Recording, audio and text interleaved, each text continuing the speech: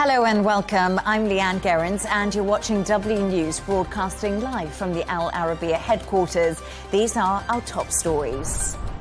US Secretary of State Marco Rubio touches down in Saudi Arabia for high-profile peace talks to end the war in Ukraine.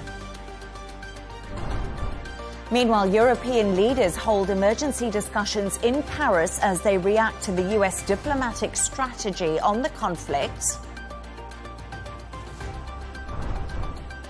The UK government confirms Prime Minister Sir Keir Starmer will head to Washington next week to meet with US President Donald Trump.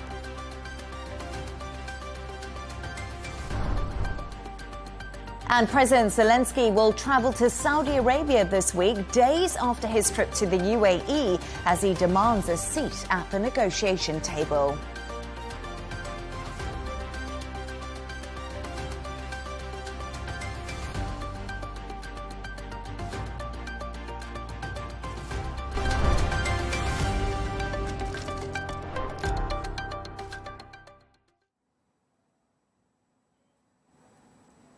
Let's take a look at some of the other stories making the headlines today.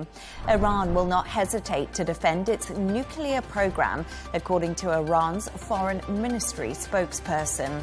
The comments come a day after Israel and the US vowed to counter Iran's nuclear ambitions and its influence in the Middle East. Ismail Bagheri said the country will not show any weakness based on their rights as a member in the non-treaty of the non-proliferation of nuclear weapons. North Korean leader Kim Jong-un has triggered a huge explosion at a construction site in the capital, Pyongyang. Mr. Kim made a speech to crowds on Sunday before turning a switch to ignite an explosion. The 16th of February is the North Korean leader's birthday, which is celebrated as a national holiday called the Day of the Shining Star. Pope Francis is facing a complex clinical picture, according to the Vatican, and will remain in hospital. The pontiff was admitted to Rome's Gemelli Hospital on Friday for treatment following a bronchitis diagnosis. The Vatican revealed tests pick up a polymicrobial infection of the respiratory tract, but that he is remaining in good humour. And Colombian singer Shakira has been forced to cancel her concerts in Peru after experiencing an abdominal issue. The four-time Grammy Award winner was due to perform in Lima for the first time in 10 years. She told fans doctors were taking good care of her.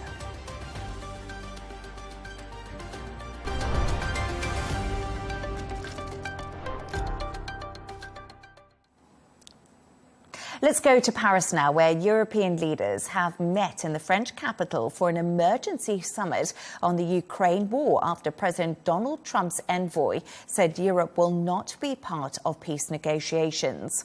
There are growing concerns Trump's push to end the conflict directly with Russia has left Europe and Kyiv isolated. We can now cross live to Paris to speak to our correspondent there, Cullen. Ross, thank you so much for joining me this evening. First of all, European leaders are facing criticism for appearing to ignore warning signs that Trump would potentially sideline them.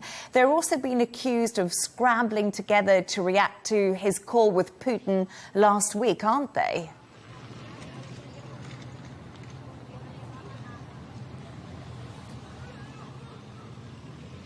Yeah, absolutely, Leigh Ann. Good evening. No doubt that there has been a scrambled effort over the weekend, this hastily arranged summit taking place right now here in the centre of the French capital at the Élysée Palace. European leaders are extremely worried about what you mentioned, the fact that they could be sidelined in the negotiations to try to end the war in Ukraine. A worst case scenario for Europe would to be a bilateral peace agreement between Washington and Moscow without taking into account any of the interests of Kiev, without Ukraine being at the table, and for that to be a disadvantageous deal imposed on Ukraine with no European influence whatsoever. So they are trying to avoid that. They have got together as soon as possible on Monday after the conclusion of the Munich Security Conference to try to come up with a consensus, this agreed position, a rapidly agreed position after the speech by J.D. Vance, the US Vice President, blindsided them at the Munich Security Conference. Those discussions ongoing now to see if they can come up with an agreed position on how to try to influence the negotiations to end the war. Yes, indeed. And President Trump and Macron actually spoke before the summit. Will that conversation basically set the tone for discussions that are going on right now in Paris?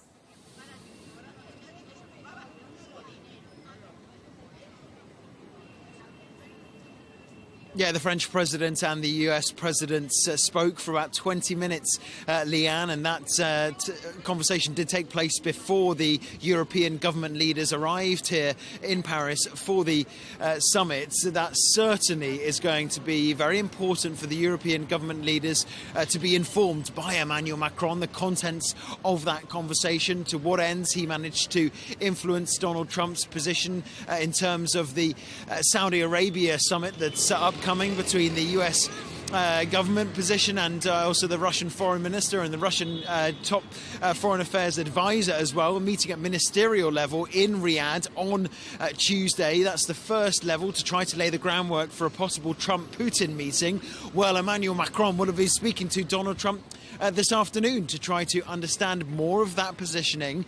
Donald Trump says he doesn't want to forget about Ukraine. He says he has been informing Volodymyr Zelensky of the US's position throughout all of this, but Emmanuel Macron will also have conveyed European concern to Donald Trump that a lot of this is proceeding without Ukraine being at the forefront, without Ukraine having a primary position in the negotiations. You could argue the US says, well, we're going to speak to Russia and then Ukraine and then try to get Russia and Ukraine together in the same room. Well, Europe would have liked to have seen the US speak to Ukraine first, say that if the country has been invaded, then they should be listened to first, after that potentially reaching out to Russia. So there's so much going on in terms of positioning, Leigh Ann, in terms of the geopolitical influence building.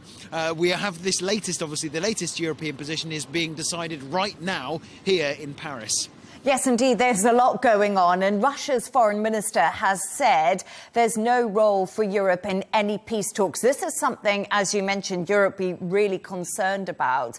Some are arguing this whole situation, Ross, has just highlighted how divided Europe is, and especially on things like defence spending. But what are the real main concerns now?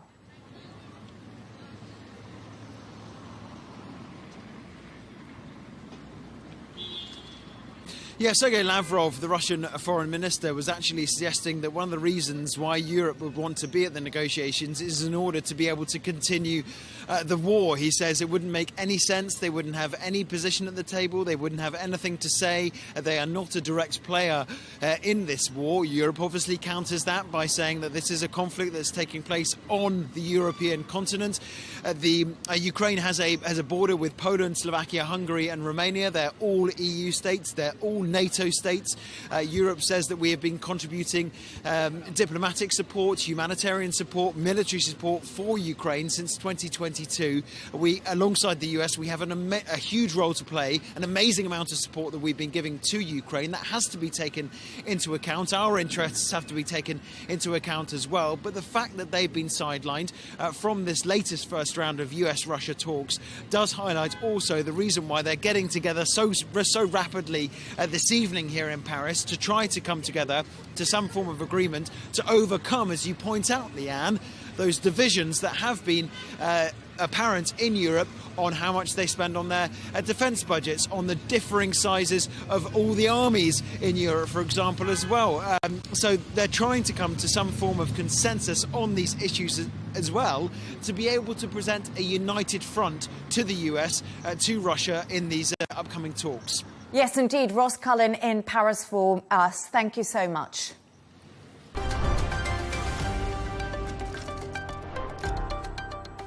Now, staying with the story, as US Secretary of State Marco Rubio is in Saudi Arabia today as the United States brokers peace talks between both Russia and Ukraine. As the war nears its third anniversary, Rubio is expected at a series of high-profile discussions in Riyadh. Crown Prince Mohammed bin Salman met with the US Secretary of State, as well as the National Security Advisor Mike Waltz and the Middle East Special Envoy Steve Witkoff today. We can now go live to Riyadh to speak to Al Arabiya's Washington Bureau Chief, Nadia Bilbassy-Charters. Thank you so much for joining me this evening, Nadia. First of all, how significant is Marco Rubio's visit to Saudi Arabia, and what can we expect from this week's high-profile talks? Thank you for having me, Leigh Ann. As we speak, actually, he is meeting with the Crown Prince, and that meeting will focus on two important issues. First is what Rubio came for in the first place. This is a scheduled trip, first trip to the Middle East as Secretary of State. Rubio, as you know, he was a senator. He knows the issues very, very well. He's been working on them for decades. But he comes here to represent a new policy of President Trump regarding Gaza. He was supposed to talk about it, to listen to what the Saudis and other Arab states, Jordan, Egypt, and others are going to offer as an alternative plan, because displacing 2 million Palestinians and making Gaza a Riviera is not workable. It's not acceptable ethically, strategically, or politically to many Arab and Muslim states. And secondly, now that as we are trying to scramble to cover so many angles of these meetings, now we expecting the Foreign Minister of Russia, Sergei Lavrov, to arrive in Riyadh. And the meeting just happened now, as I was talking to you, is also going to focus on Russia and Ukraine. And as you know, now, in addition to Rubio, Secretary of State, we have a man that his name now has become front and center, Steve Witkoff. He was appointed as the President Envoy to the Middle East. Now we're talking about an enlarged or extended role also regarding Russia and Ukraine war and the desire by President Trump to end it as soon as possible. Yes, lots of angles to cover for sure. But before arriving in Riyadh, Rubio actually spoke to Russian Foreign Minister Sergei Lavrov on the phone. And it's fair to say that he was pretty keen to downplay the current stage of talks when it comes to Russia and Ukraine. He said one phone call does not make peace. So how long is he envisioning this process to take? It's really interesting you mentioned that and this phone call, because on the other hand, his boss, President Trump, said with the phone call, I can end this war. That was a campaign promise, if you remember. But now I think the president wants to end it very quickly. And when we talk about preparation for the summit, some believe that the fact that Sergei Lavrov himself is coming here, that means maybe we are closer to talk about in the next few days of a date for a possible summit between President Trump and President Putin with the mediation of the Saudis led by the Crown Prince.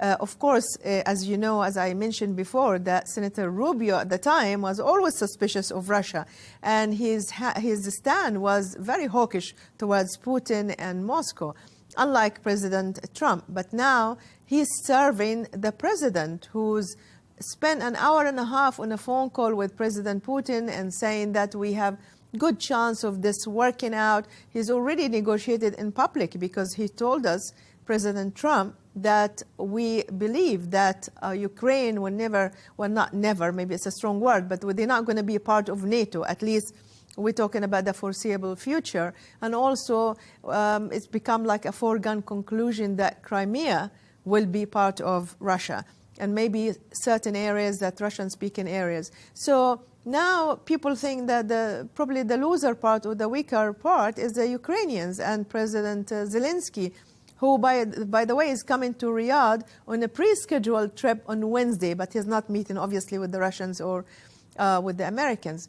But I think this is the first is the summit is between both sides. As you said, Rubio trying to downplay this success in the first round.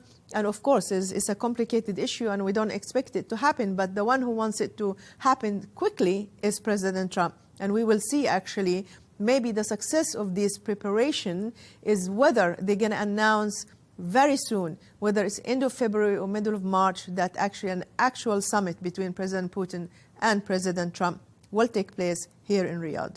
Nadia, I also remember President Trump saying he could end the Ukraine-Russia war on the first day in office, which didn't happen either. But let's just go back. You mentioned there that Zelensky is planning to travel to Saudi Arabia this week, but he really wants to be taken seriously.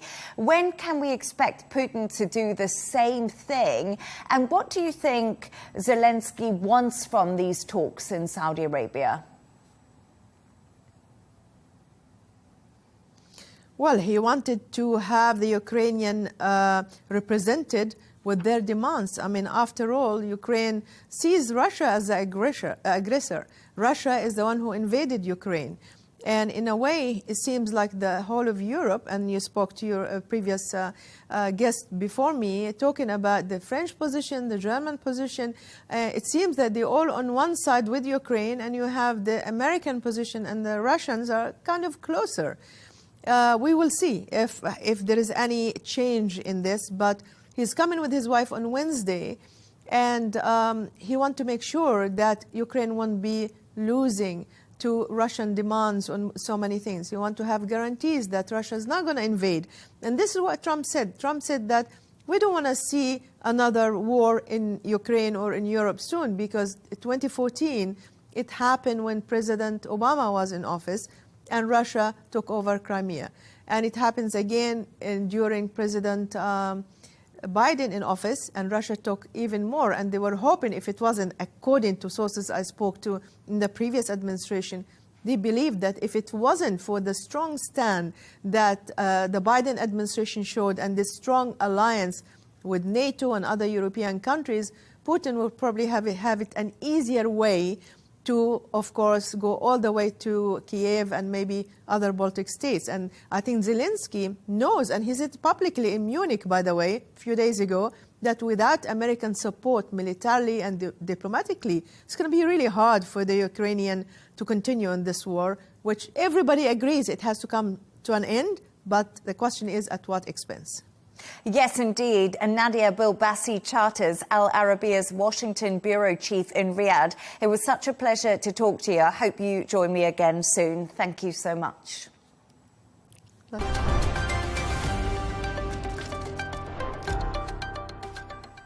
To London now, where Downing Street have confirmed that the UK Prime Minister, Sir Keir Starmer, will travel to Washington next week for talks with US President Donald Trump.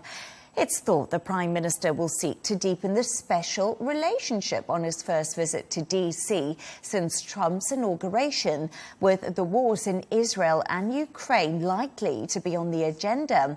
Starmer was in Paris earlier today and described the European summit as a once-in-a-generation moment for national security. Here's what he had to say. We're facing a generational challenge when it comes to national security.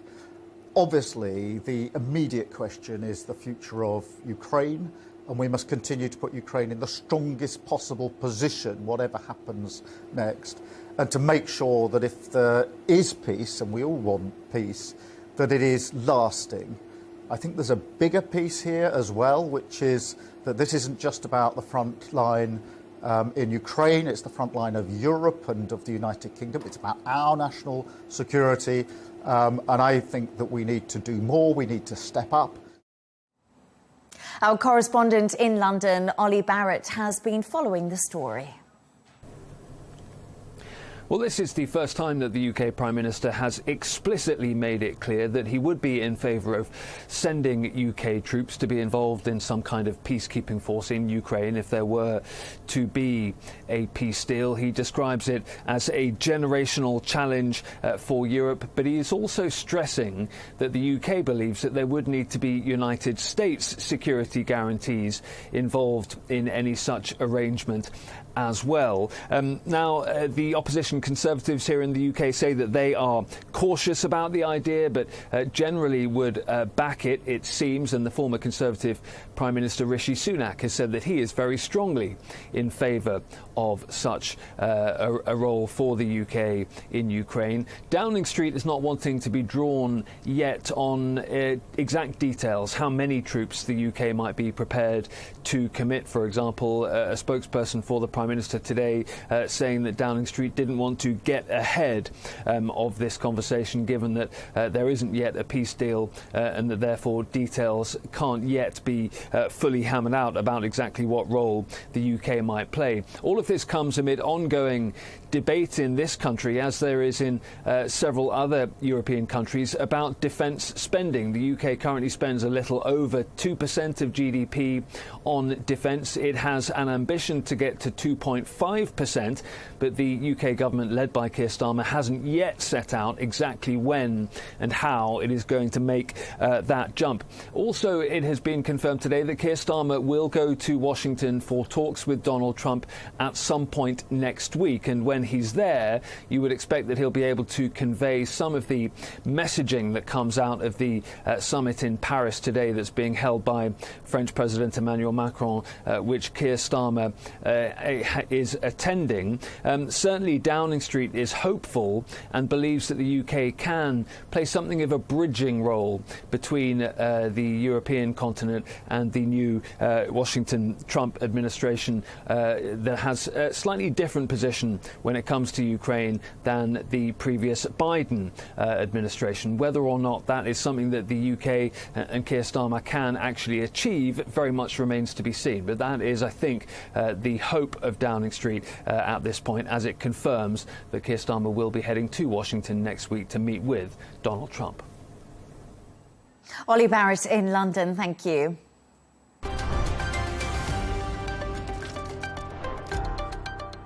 Staying with the Ukraine peace talks, and President Zelensky has been in the UAE as momentum builds for a truce between Russia and Ukraine. Zelensky's office has said he plans to focus on investments and economic partnerships for his country, as well as a large-scale humanitarian program. President Zelensky will travel to Saudi Arabia later this week. We are now joined by Dr. Oleksandr Merezhko, a Ukrainian MP who heads up the Foreign Affairs Committee of the Ukrainian Parliament. Dr. Oleksandr, an absolute pleasure to have you on this evening. Today, Europe is holding a summit on Ukraine in Paris, and thousands of miles away in Riyadh, Russia and the US officials will be meeting to discuss Ukraine too.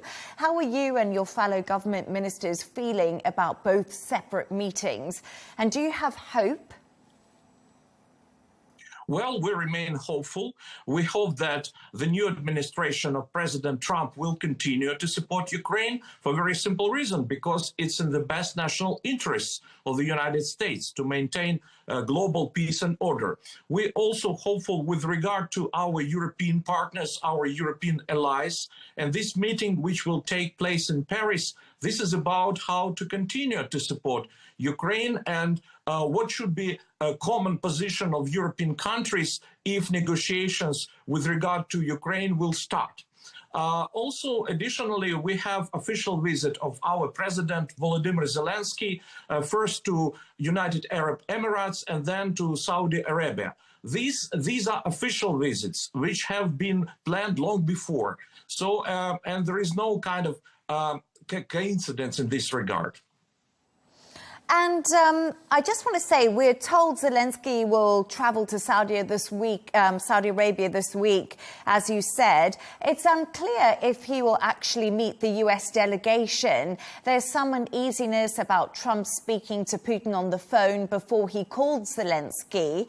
How is that situation between the US and Zelensky currently? And is his trip to Saudi a real sign that Ukraine needs to be taken seriously?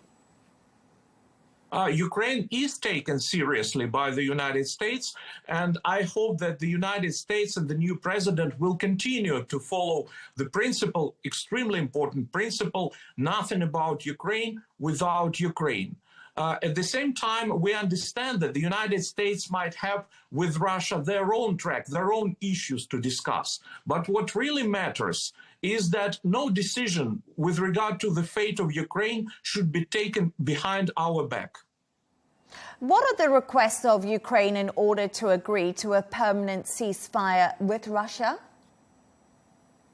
There are several red lines about which no compromise can and should be reached. I mean by these red lines, first of all, our territorial integrity, and there cannot be any territorial concessions on the part of Ukraine because our territorial integrity is in our constitution.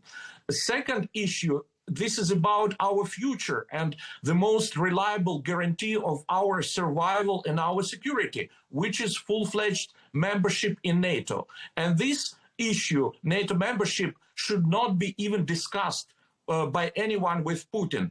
Putin should not dictate Ukraine whether or not to join a particular international organization, like, for example, NATO.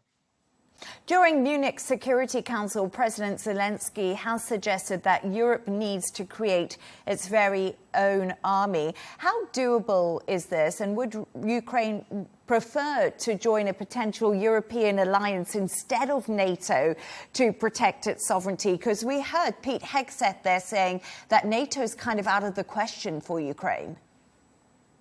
Well, even though some might be hesitant or reluctant about our membership, but we're not going to take no as an answer because we're talking about our survival. And NATO membership is the only deterrent with regard to Putin's aggression. That's why we'll continue to insist on our membership, because this is about our life and death. At the same time, as a temporary or additional security measure, we might consider creation of army of the European Union. Why not? President Trump, long before, has put forward this idea. And I would like to remind the audience that there is a common foreign policy and common defense policy within the European Union. So within this framework, we can develop this idea about creating European army. Dr.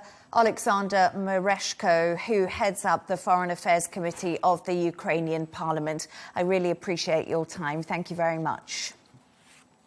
Thank you.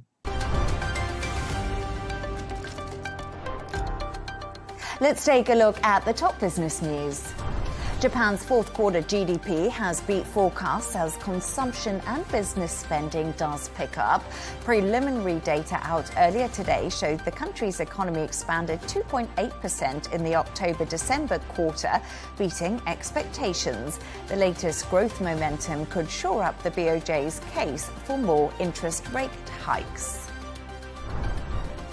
South Korea has banned new downloads of China's DeepSeek artificial intelligence chatbot over privacy concerns.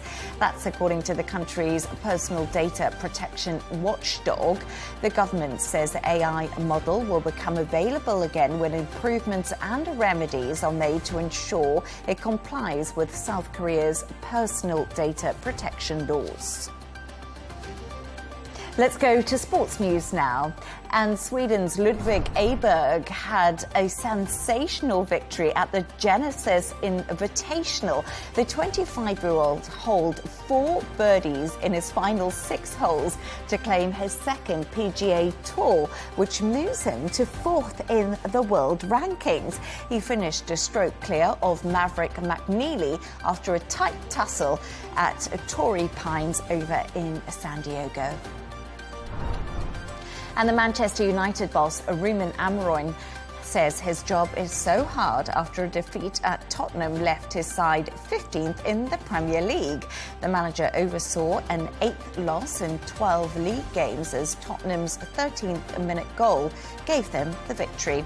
Amorim is having to contend with a 12-man injury list.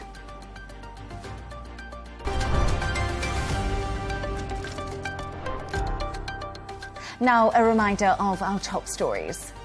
US Secretary of State Marco Rubio touches down in Saudi Arabia for high-profile peace talks to end the war in Ukraine. Meanwhile, European leaders hold emergency discussions in Paris as they react to the US diplomatic strategy on the conflict. The UK government confirms Prime Minister Sir Keir Starmer will head to Washington next week to meet with US President Donald Trump. And President Zelensky will travel to Saudi Arabia this week, days after his trip to the UAE, as he demands a seat at the negotiation table. And that's all from us on W News. Thank you so much for joining us. Coming up next, Hadley Gamble's interviews with Prince Turki Al Faisal, the former Saudi spy chief, and the Latvian president, followed by special interviews with the CEO of Dow Jones and the UK Science and Technology Secretary. Plus, don't miss Tom Burges Watson with GNT. A lot to watch this evening after me. Good night and enjoy.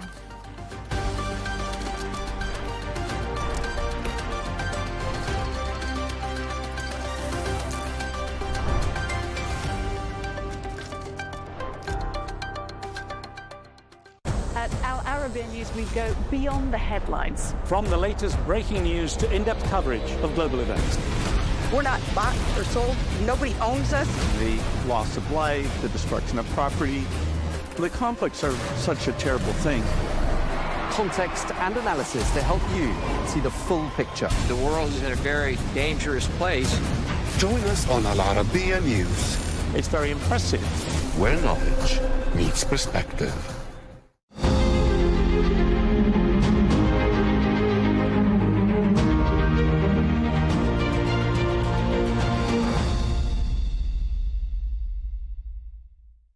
Your Royal Highness, thank you so much for joining me. Thank you very much, Ms. Gamble. We've just heard a highly controversial speech from the new Vice President, J.D. Vance. What's your take? As an observer who has been a fan of the American experience and experiment, I think America can be more friendly to the rest of the world and engage with them on that basis.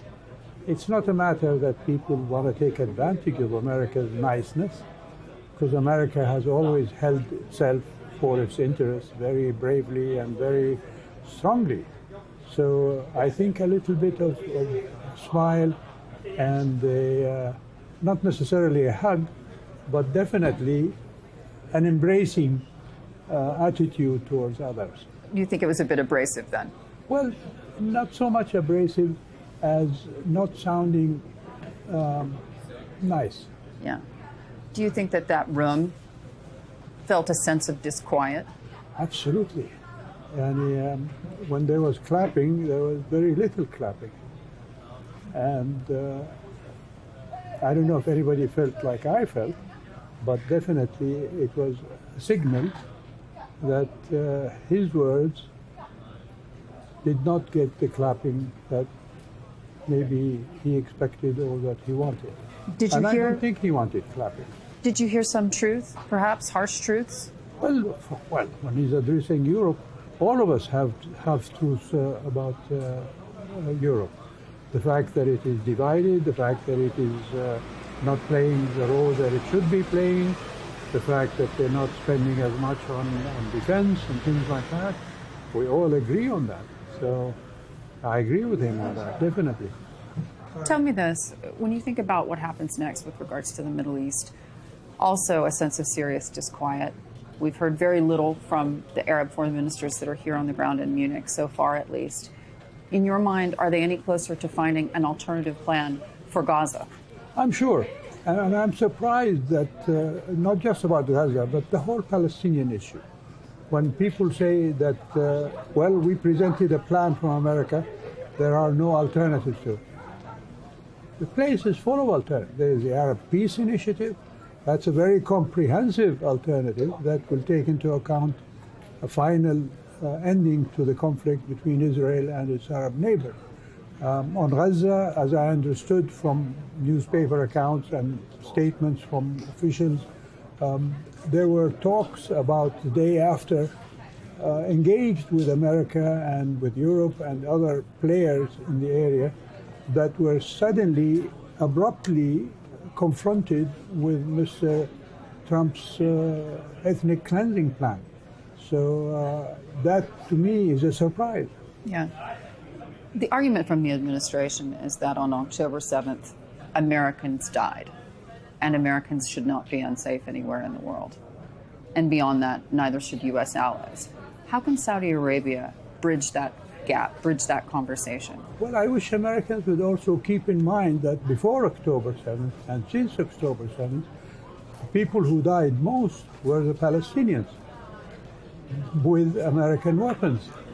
So if there is going to be a quid pro quo, Americans died and Palestinians died and so on, we're never going to end the situation and reach a final solution.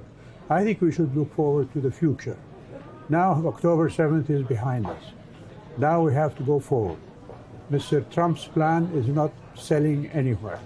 So the alternative is either go back to the Arab Peace Initiative, or they can think of doing Gaza along with the Marshall Plan in Europe after the Second World War.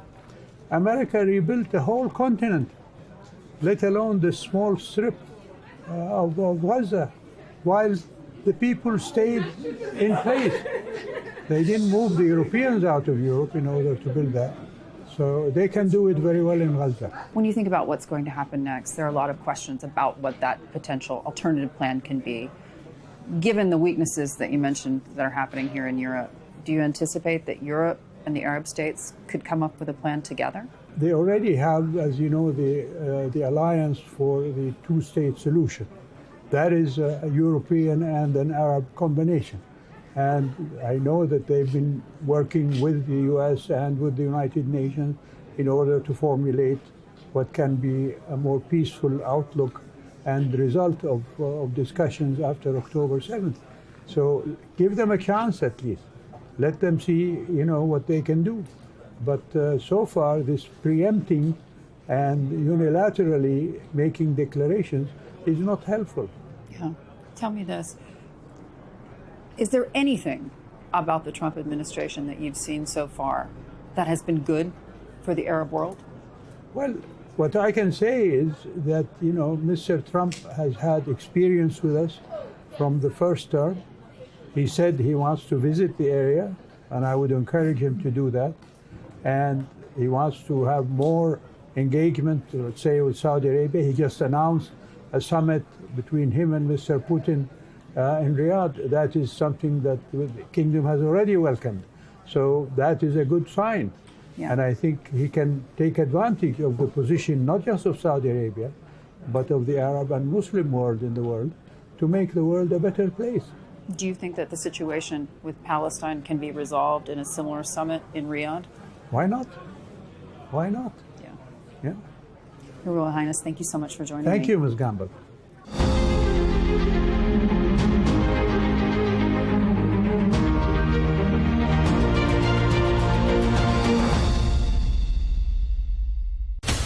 From the White House to Gaza, Kiev to Beijing, elections, economics and the environment compete with conflicts and other complex issues for our attention. In an age of fake news, deep fake and artificial intelligence, they've got to have a vote and a say. It's important to look beyond the loudest voice to understand the truth. From newsmakers to groundbreakers, My campaign is going very well. Presidents, prime ministers, princes and peacemakers, and cultural tastemakers. As Arabs, as Middle Eastern, we're too emotional. Join me on The Riz Khan Show for empowering conversation.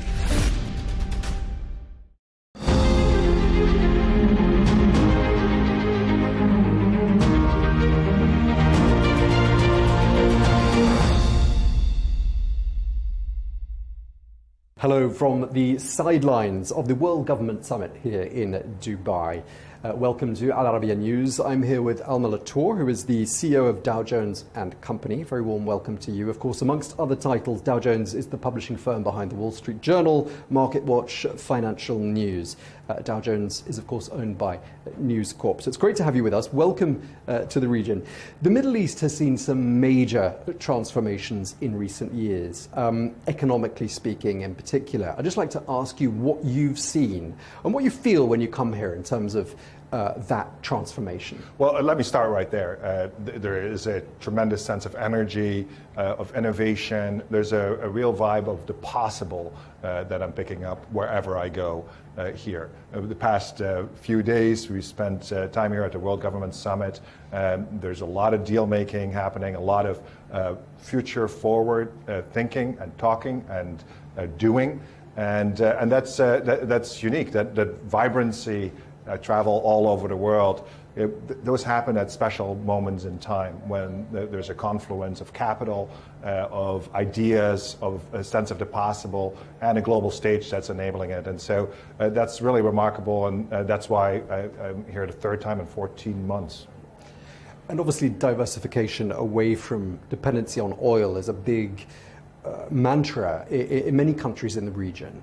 What are you reporting on, for example, in the Wall Street Journal? What sort of sectors are you seeing that transition in most prevalently? Yeah, so for the newsroom, our reporters and editors have to decide that on a day-by-day basis. But here are the things that are important to us. Anything that moves the global business community forward. And so, of course, that's energy and all the changes that take place in the field of energy. Technology, which is a huge part here of the World Government Summit, of Dubai, of Abu Dhabi, of the region. AI within that, which has such an enormous impact on the world right now, and the region and the UAE here right now play a very special role inside that in accommodating energy, but also technology and entrepreneurship. There's a lot of capital flowing in, so we're at the core of business and finance, a publishing house and information service really to help people make decisions.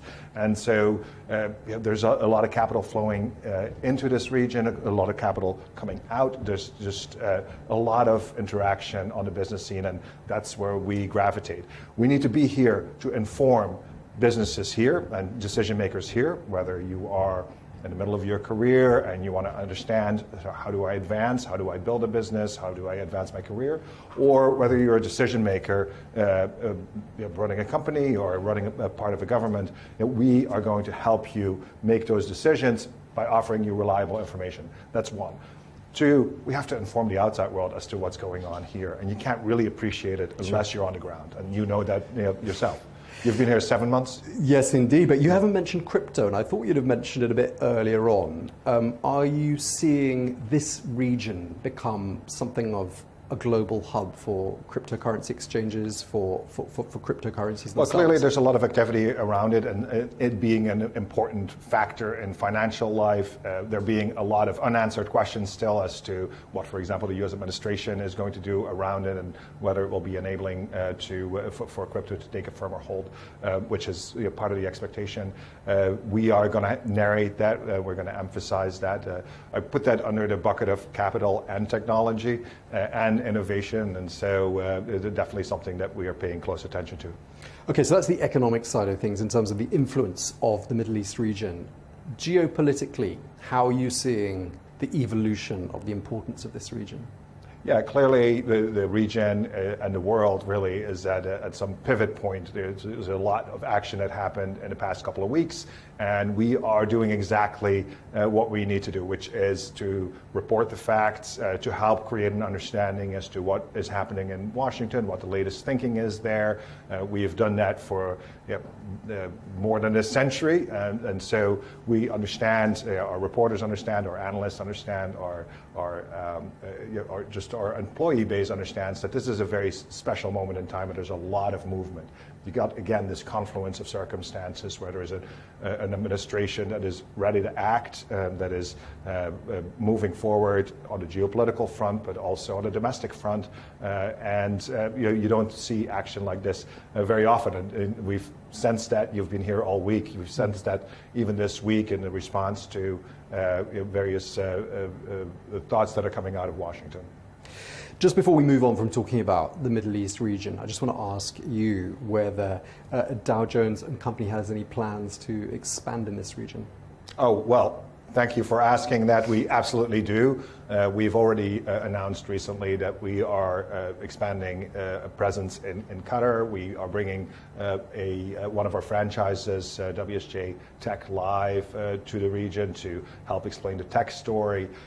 We have a beautiful office here in Dubai, and there is a realization that if we want to reflect the world as it is, we need to rebalance our portfolio and make sure that the Gulf region is properly represented, which is part of the reason why I'm coming a lot, why a lot of colleagues are coming as well. And so we anticipate a very fruitful journey forward. Wherever there's action, wherever the business community is active, and certainly as intensely as here, that's where we come in. This is like our sweet spot, and so expect us to be more vociferous and more present with facts and analysis. You are a career journalist and a media executive. You've mentioned artificial intelligence already. Is this something you think we journalists and the media should perhaps be worried about? Or does it threaten us? I don't want to approach new technology as a threat. I've covered technology as a reporter. I've covered the rise of mobile technology and the implications, the wide implications that it has had for all of us. I was a tech bureau chief, and so I am paying very close attention to what it's doing to journalism. There are a couple of things that need to be sorted out. One, your company, my company, a lot of media companies have built up archives, have built up basically intellectual property or unique reporting. Costs money.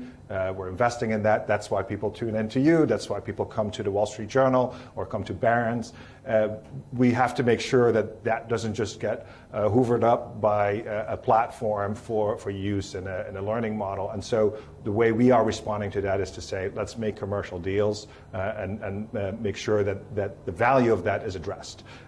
If the value of that is not addressed and still we believe that our content is not being used in an appropriate way, then we will take action in court, as we already have done. That's one part, and I would say that is just a precondition, but it's not the only part. There's efficiency and then new products, and that's where the excitement is. Yeah, but I mean, you say you've covered other technological advances over the years, but this one is so different in the sense that it can actually do our jobs for us as journalists. Therefore, a lot of people will be thinking AI is a major threat to journalists and therefore to journalism. Well, I think it will create a lot of space and a lot of efficiency. For example, I had to give a talk the other day in a different language, and normally, like if you have to translate that, or if you're fluent in language, it takes a while to translate that.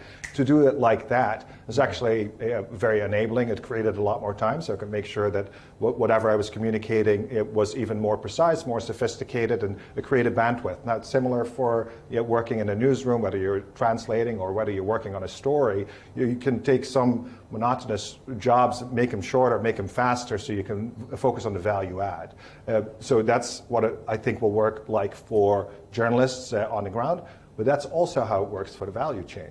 Namely, if we can focus on creating premium products that have very, very deep proprietary data, unique reporting. This is not going to go away, the ability to connect human to human and extract something of real value. If you can focus on that, do more of that, and then resurface it with AI in new ways, then I believe that there's a lot of value. We've already launched several new products that are generative AI driven. Those are driving profitable business for us. We expect that to continue. Earlier this week, of course, there was the AI summit in Paris. The UK and the United States decided not to sign this international agreement on AI at that summit. Vice President of the United States, J.D. Vance, was there, said too much regulation would stifle growth in this brand new sector. Is he right? Well, it's not my job to review the Vice President of the United States. I'll leave that to our opinion pages. I'll leave it to our reporters to assess what the Vice President has said there.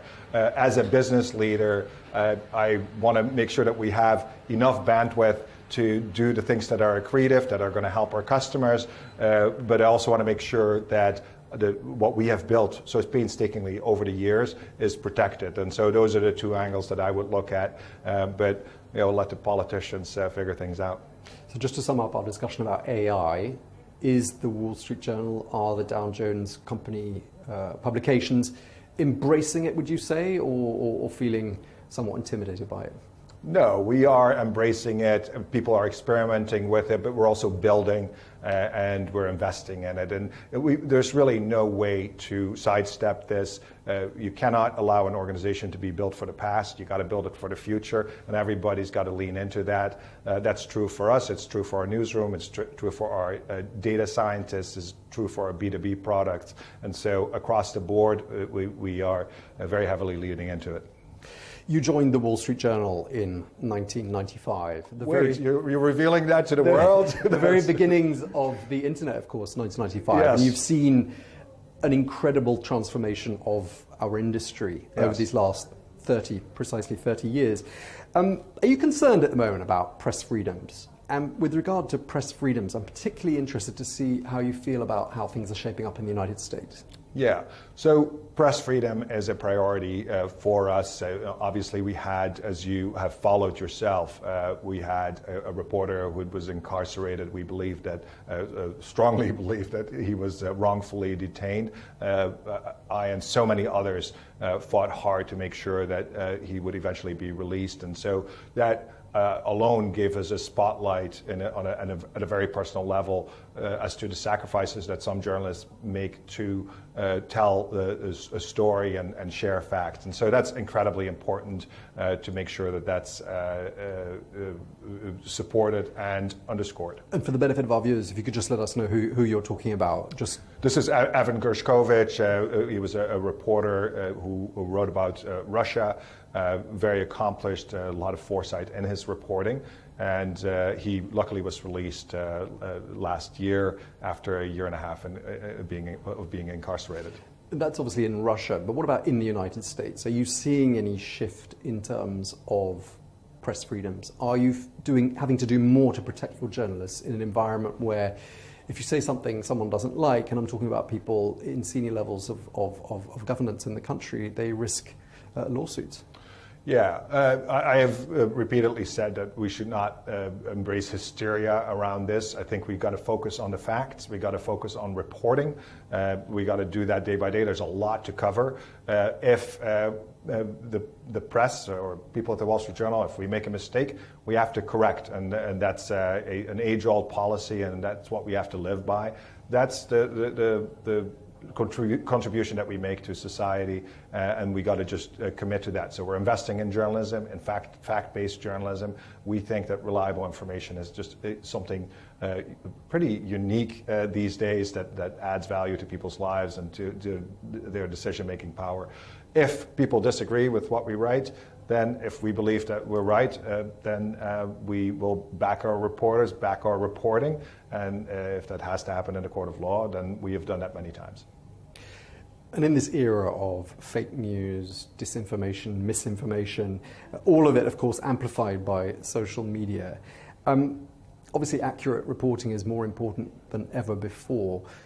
Do you think there's been a breakdown in trust between the public and the media? And if so, what are you doing about it? Yeah, I think the best thing you can do about it is owning up to mistakes and being factual and prove again and again that you are contributing to people's understanding, not taint factual reporting with opinion, make clear that opinion, in our case, opinions and a forum of opinions is clearly separated from news. And so that's how we make our contribution in the area that we control, and that's the biggest contribution that we can make. So in your capacity as CEO of Dow Jones, do you see it as your role to try and fix this breakdown in trust? I see it as our role to contribute to an understanding of society, to make sure that factual reporting is spread far and wide.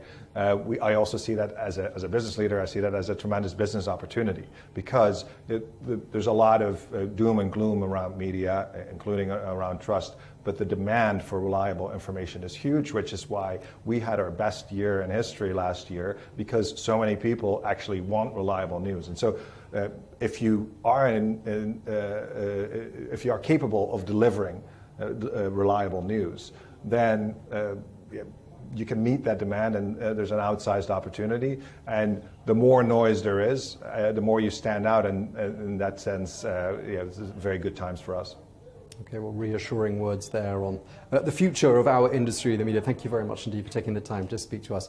Alma Latour, the CEO of Dow Jones, thank you very much indeed to you. And thanks to you for watching. Do stay with us here on Al Arabiya News.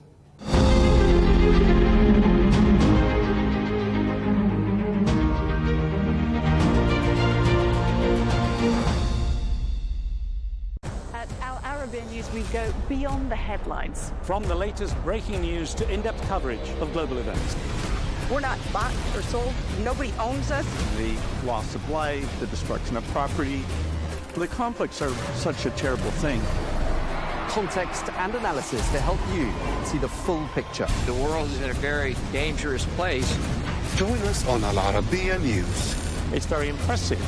where knowledge meets perspective.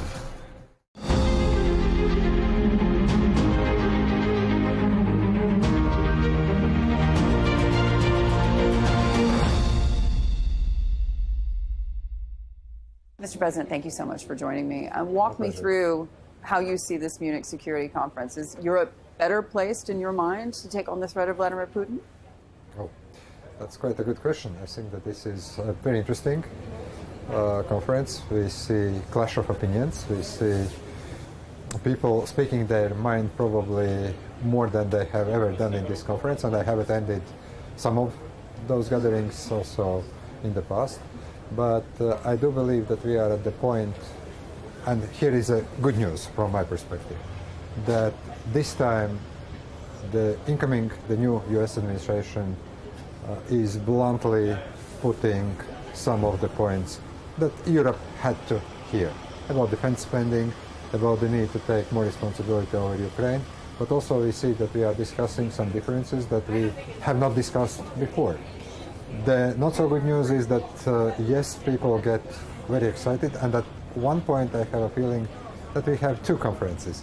One where you have public speaking, where you have panels, where everyone is competing for local domestic audiences and the international audience, and then you have some work behind the scenes that is more rational, more pragmatic, not so much excitement. As you say, the U.S. administration very much putting their cards on the table. In your mind, what's the benefit there for your country? You know, we are very like-minded with the United States when it comes to defense spending, the need for Europe to take more responsibility, because Latvia is a frontline state, like it or not.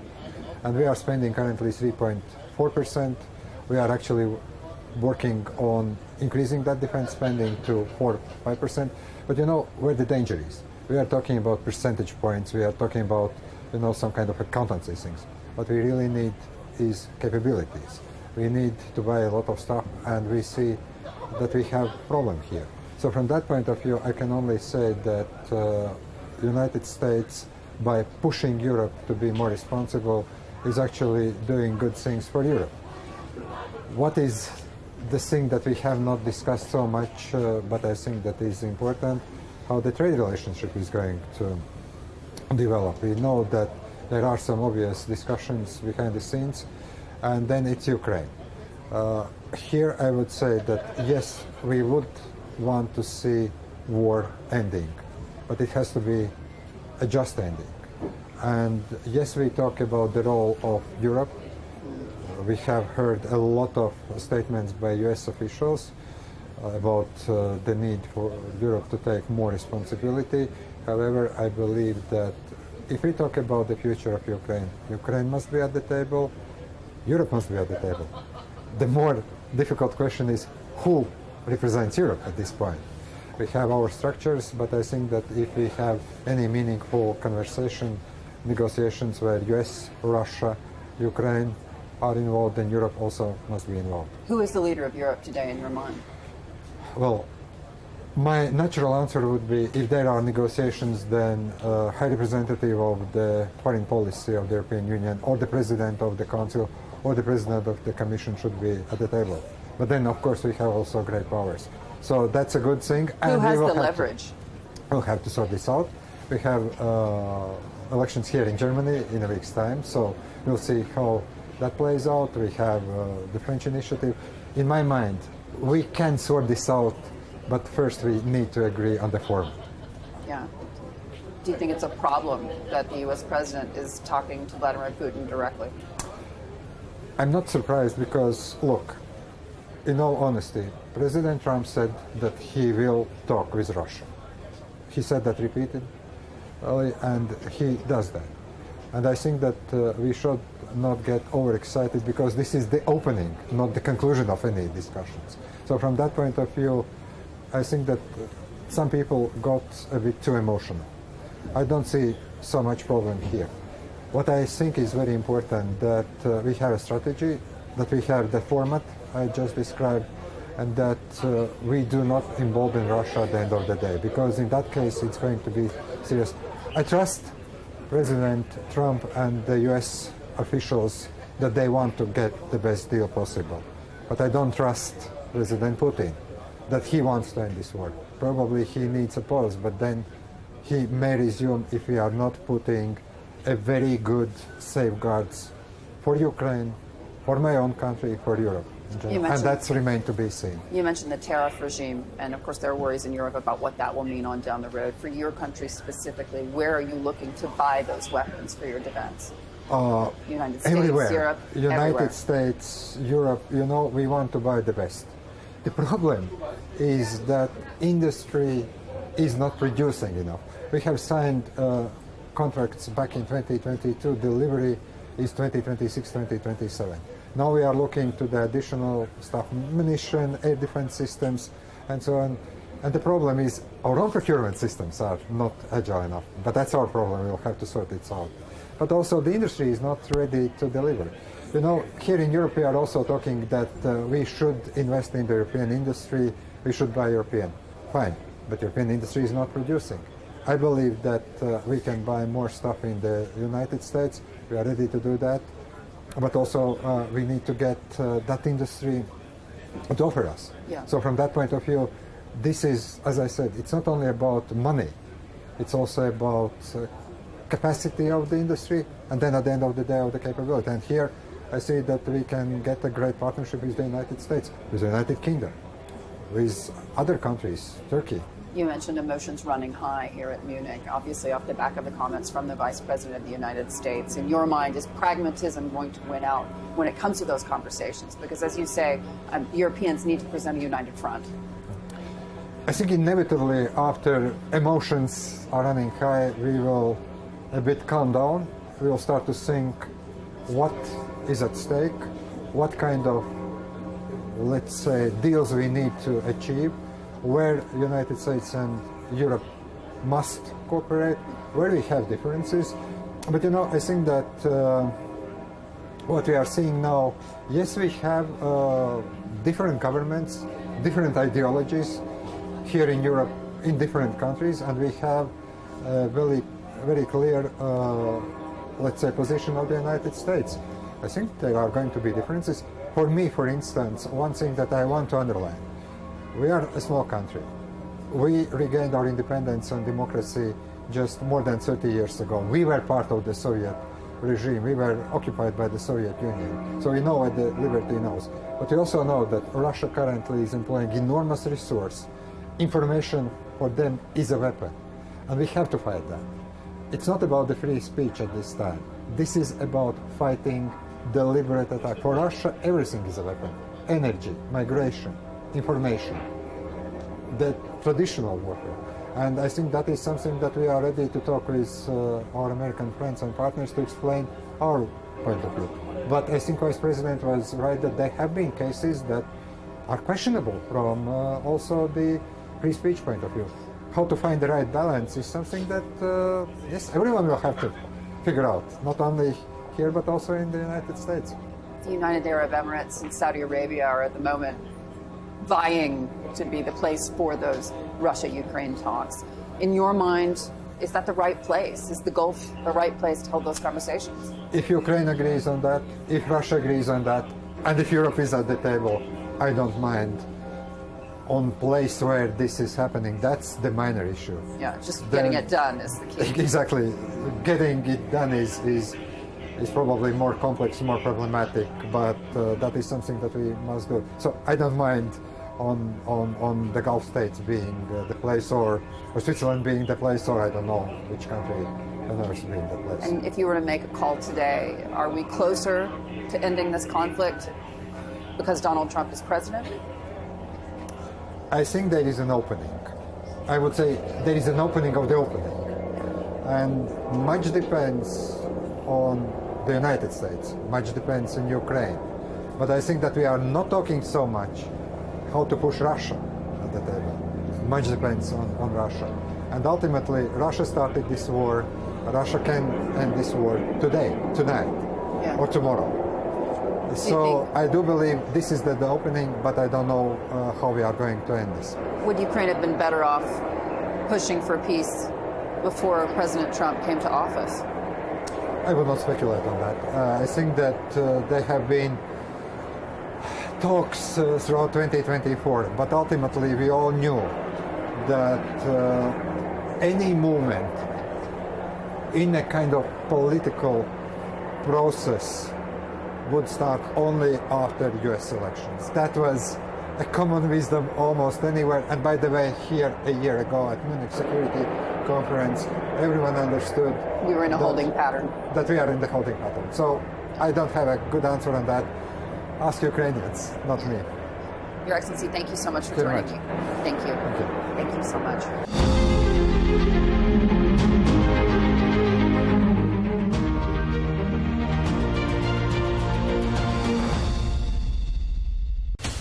From the White House to Gaza, Kiev to Beijing, elections, economics and the environment compete with conflicts and other complex issues for our attention.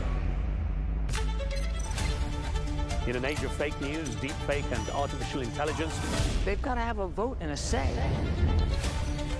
It's important to look beyond the loudest voice to understand the truth. From newsmakers to groundbreakers, my campaign is going very well. Presidents, prime ministers, princes and peacemakers, and cultural tastemakers. As Arabs, as Middle Eastern, we're too emotional. Join me on The Riz Khan Show for empowering conversation.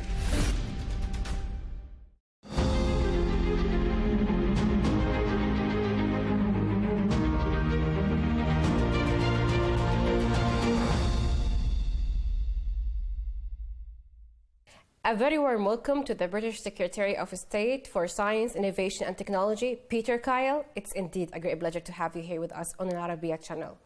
Your Excellency, as this marks your first visit to Saudi Arabia, and you're moving now also after that to Doha, could you share with us more about the purpose of the visit? Well, Saudi Arabia and the United Kingdom, we are great partners. We have a historic partnership, and its partnership means sharing and it means learning from each other. So these sorts of trips are really important. For me to come here has been a great opportunity to talk about some of the things that the new government in Britain is doing, but also just to learn. And there's an awful lot to learn from here, and it's been a great time doing it. Yeah. So, Your Excellency, what is your vision for enhancing the collaboration between the UK and Saudi Arabia in science and technology and innovation? Well, our partnerships between Saudi Arabia and the United Kingdom are long-standing, but there's nothing that beats being here. So I wanted to get here as quickly as I can so that we can deepen some of the roots for the future. there's so many exciting possibilities here to explore, and I had a great time having an exchange earlier with His Excellency Al Swaha and exploring, who is my counterpart, and exploring all the opportunities we have between the briefs that we have, which are all in the really exciting, fast-growing economic opportunities of the future. So these sorts of exchanges are really important, and if we get it right, which we're both determined to do, will create new opportunities for wealth and job creation into the future. What strategies is the UK implementing to strengthen its position as a leader in AI on the global stage? The Prime Minister launched just last month the AI Opportunities Action Plan. That's increasing our infrastructure for data hugely. We're increasing our compute by a factor of 20, for example. We're also bringing AI into our government so that the productivity and the way we deliver for citizens and deliver government is changing profoundly. But also we're transforming the relationship between citizen and state by use of technology. So all of these things are underway in Britain at the moment. They're also underway in Saudi Arabia, which is part of the basis of the conversations that I've been having with my counterpart, the Secretary of State here, and we were having a great conversation today about all of the things that he and you have achieved in Saudi Arabia, and then comparing it to what we're doing. It's really exciting, some of the opportunities to learn from each other. Sometimes one of us has got there a bit further than the other, but that's where we learn, and some of us have also got information and insights we can share. And of course the open sharing nature of the relationship between Britain and Saudi Arabia is really important. How can partnerships with Gulf countries contribute to shared goals in areas like renewable energy and clean technology? Gulf countries are investing heavily in climate technology. Britain is also investing heavily, but of course, because of the two geographies, because of the two slightly separate histories of scientific endeavour, it means we're very complementary in the way that we're doing it. Britain will be a great market for investing in climate technology, but also we have the expertise and scientific communities, including Oxford and Cambridge and some great leading universities, and also spin-outs in private sector, where there can be also a great exchange.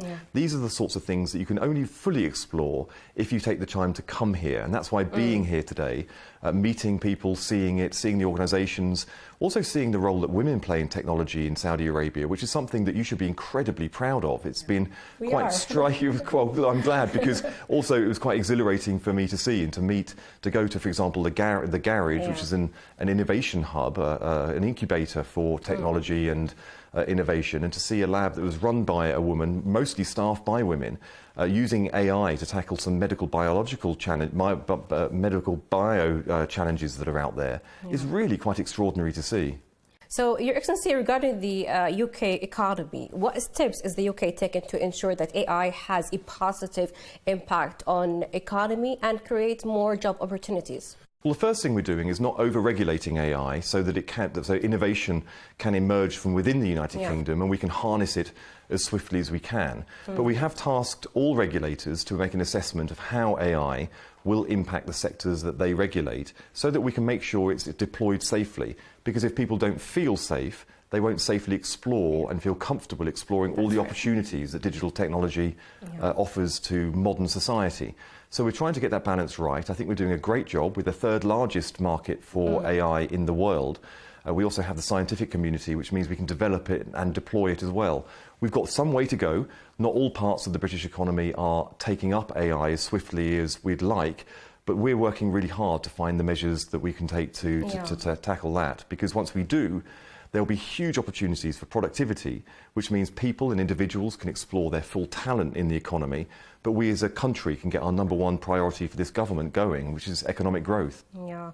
So talking about that, let's now talk about the education in the UK. What plans does the UK have to enhance the education and capacity building in science and technology, both domestically and through the international partnerships?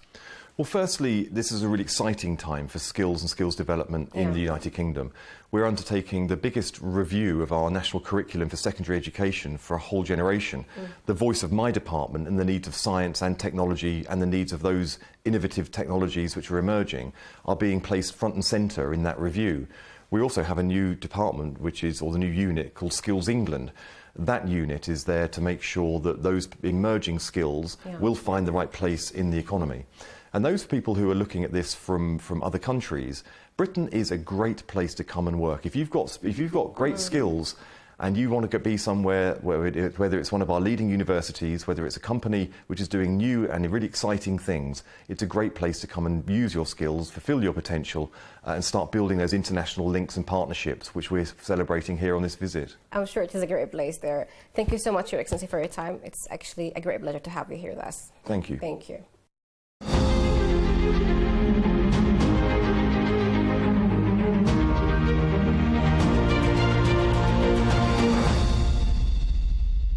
At Arabiya News, we go beyond the headlines. From the latest breaking news to in-depth coverage of global events. We're not bought or sold. Nobody owns us. The loss of life, the destruction of property. The conflicts are such a terrible thing. Context and analysis to help you see the full picture. The world is in a very dangerous place. Join us on Arabiya News, It's very impressive. where knowledge meets perspective.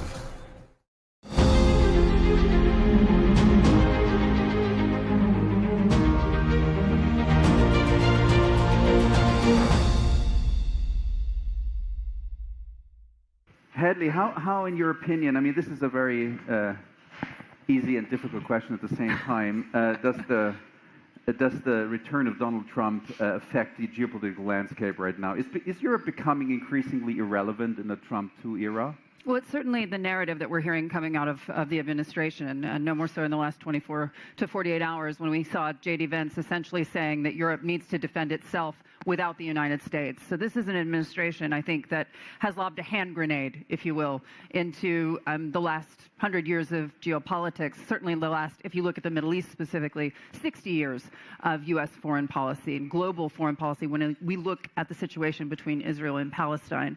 And I think, at least from the perspective of someone who's covered energy markets for 15 years, the Middle East for 20 years, and U.S. politics, this is a total upending of the global order.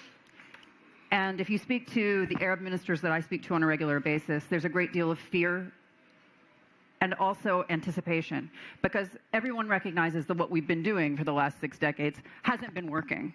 So this is an administration that can either make things a heck of a lot worse or potentially come up with some new ideas, because certainly we're not getting anywhere with what we've been doing.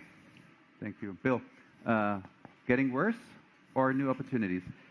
Well, I've always been a huge fan of Europe. You know, when Putin invaded Russia, there was this narrative in the United States that somehow Europe would not hold together, that they would become fractionalized because of the gas, and that's not what happened. And part of this was that was the big fear. It was absolutely okay. In the U.S., there was a fear that Europe wouldn't hold because Putin would choke off the gas, and then what would the Europeans do? They would have to capitulate, etc.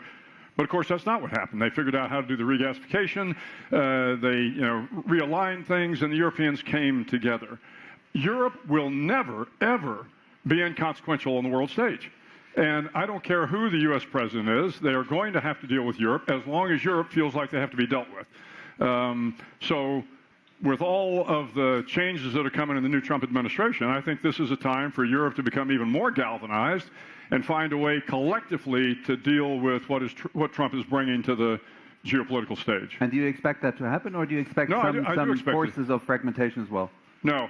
There will always be forces that will be attempting to fragment Europe. But again, I've got great confidence, great faith in Europe, and I think they will come together and find a way to push back on things that need to be pushed back on, and to find ways to move forward on ideas that are worthwhile. Bill, what advice do you have for European leaders in their future dealings with the new United States administration? Yeah, don't deal from a position of weakness. Don't think you are weak. If you come into discussions with the United States thinking that you are the lesser of the two negotiators, then you will get rolled. But you, again, you see that happening already? No, I don't know. I mean, I'm not going to judge where Europe is now. I will just tell you my sense of things is, President Trump admires strong leadership. And if the Europeans come in a consolidated form and collectively stand up, again, to the things that need to be pushed back on, I think President Trump will admire that in Trumpian sort of way.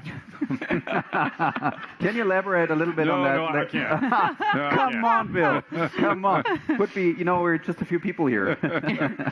Hedley, what mistakes during the first Trump presidency should European leaders, in your opinion, not repeat? Well, I think one of the things that I saw in covering the last several years has been a tendency on the part of European leaders to be these Cassandras wailing in the winds. And to your point, when then President Trump, sat in a room and said that NATO spending needs to be increased, and by the way, why in the world are you taking energy from Vladimir Putin? You're putting yourselves at risk. I was literally the first person to get a German, and it was Ursula von der Leyen, then Defense Minister of Germany. I was the first person to get comment on that statement coming out of that room, and essentially everybody looked shell-shocked. But guess what? A, he was right, and B, to your point, Europe got on the ball and increased their NATO spending. And everyone agrees, whether they support Donald Trump or not, that they need to continue increasing that spending. So I would say, the irrelevance of Europe, whatever the Trump administration says, is perhaps a little overblown at this point, because we have seen them, when forced, get their act together. So in that sense, to your point, I mean, there's still hope, there's still room. Perhaps with new leadership. Thank you very much. So are we increasingly moving, Hedley, towards a kind of a deal-based world order? And if that's the case, is Europe fit to face this new world order? I would say that that's in Europe's hands at this point, because we are in fact moving to that type of world order. And it's something, in covering the Middle East, for example, I've seen for many, many years now. The original rapprochement between Russia and Saudi Arabia, for example, given their history, no one on earth would have ever imagined that they would be as close as they are today. But they looked at the economics and they said, we have got to be friends. And at least if we're not friends, we can be frenemies. And that's what they've done on a number of issues. And whether they agreed or disagreed on what was happening in Syria or elsewhere, they've found common ground where they can. And this is the advice I would give to those in Europe. Yes, stand up for your principles, remain the center of Western democracy, if you will, even if the U.S. at times feels as if they're moving away from that. But you got to work with the people that you're given. And don't shy away from making deals where you can, because it's working for Donald Trump. Right. And we've got 4 years to watch how this plays out. Who of the European leaders, Bill, is best equipped for having discussions with a probably far more aggressive U.S. administration than we used to be? Yeah, but before I hit that one, let me go back to that previous question, because I think it's important. Donald Trump is transactional. Everything is transactional. But Hadley's point, if you fall off your principles, if you forget why you're here, that you are the soul of democracy and representative government and the rule of law and all the things that are important to the Western world and, frankly, to the world at large, if you forget those principles, then you will live in nothing but a transactional world, and that's not good for anybody. You mentioned that I just got through teaching my class. What is it about, actually? So my class is on national security decision-making. Oh. So I have 25 students. Yep. So I put them in the White House Situation Room, and they role play. The President, Secretary of Defense, Secretary of State, Treasury, the Director of National Intelligence, the White House Communications. Your role? I help coach them. But what I teach them is how you make decisions on the National Security Council are the same way you make decisions on the City Council and the Student Council. You have to understand the levers of power. And the levers of power are Secretary of State, soft power, relationships, Secretary of Defense, hard power, Treasury, financial power, the Attorney General, legal power, communications, you got to be able to communicate, right?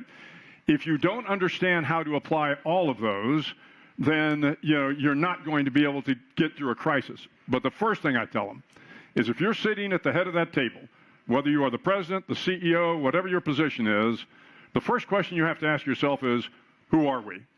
Who are we as a nation, or who am I as a person? If you don't know who you are as a nation, if you don't understand what the principles are, and if you don't abide by those principles, then every decision you make after that will take you further and further away from those principles and probably put you in a very bad place. If you know that you are a country that believes in representative government, that believes in human rights, that believes in the rule of law, that believes in democracy, if you believe in those things, then you're going to make decisions that are principled, that are moral, legal, and ethical.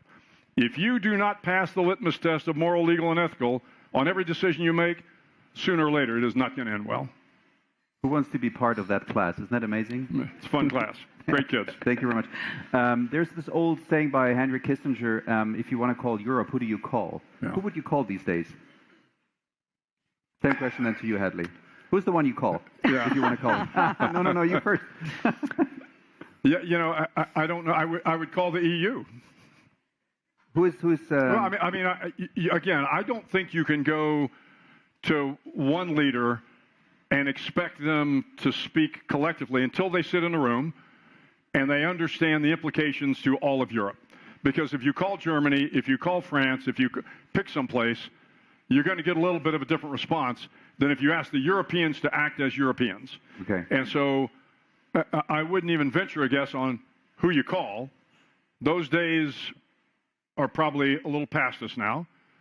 But collectively, I still think the power is there, and the Europeans need to use that power in an appropriate fashion to make sure they don't get into all they have to do is be, you know, transactional. That's not going to solve anything. Hadley, why do you think Bill didn't mention the name Ursula von der Leyen? My personal opinion on Ms. von der Leyen, I think she's a wonderful lady, and I think she has a job that can please no one at any time. So I think that it's a very tough job to be running, and I commend her for continuing to do it.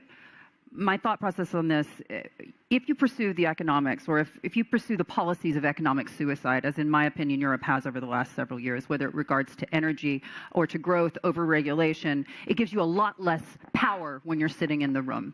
And to your point, I think when you take a step back, and we are talking about a transactional person in the White House, and to being able to project some strength with regards to Donald Trump, yes, collectively, they'll be stronger together. What we saw happen with NATO several years ago, I think that Donald Trump was the greatest thing that ever happened to NATO, because it forced them to coalesce, it forced them to send more, it forced them to do more without the United States leading the way, if you will. So kind of a wake-up call? Correct, and I think that that could be what's happening right now for Europe, because if you want Europe to band together, there's no better way than to tell them that they're irrelevant if they stay apart, and that's what he's saying.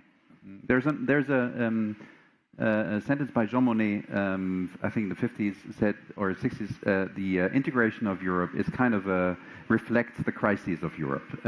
So that might be hold true today as well. It's about growing your economy. If you have economic clout to throw around in the world, you are a player. And as you said, this is a guy who is a businessman. He's a real estate guy. Look what he's trying to do with the Middle East. He's not that difficult to figure out. Right. You know, just whatever works for him is what he's going to pursue. And we've already seen that for 4 years. And no doubt we're going to see that for 4 more. So I think it's the point where Europe has got to recognize that and figure out how they can get out of it what they need. From your many talks with those political heavyweights, Hadley, do you think that this message has already arrived, so to speak, in the hearts and minds of European leaders? I think there's a growing recognition that they're going to have to play a different game going forward, and use different tools with which to be heard. I mean, I think it's about giving something and taking something away. What's hard about telling someone with the biggest ego in the room, you know what, you were right about all that, but let's see how we can make a deal. Yeah. And Europe has a lot to make a deal with. Yeah. So I think that that's something that's on the minds of those leaders as they're sitting just next door waiting to hear Vice President Vance. Bill, let's return to the topic of decision making, because I think that's a very important thing. With this rise of, let's say, radical uncertainty, as kind of the new normal of international politics, how can nations and also international organizations adapt their decision-making processes in as much as that important, and how can they do that? In terms of international insurgency in particular? Well, when you think about the threats, in the military we always talk about the severity of threat over the likelihood of the threat. So nuclear war is really severe, but the likelihood hopefully is pretty low, although at times it seems to be gaining. So you never want to take your eye off the ball on nuclear warfare, because the potential for things to go really bad, you have to put effort into that.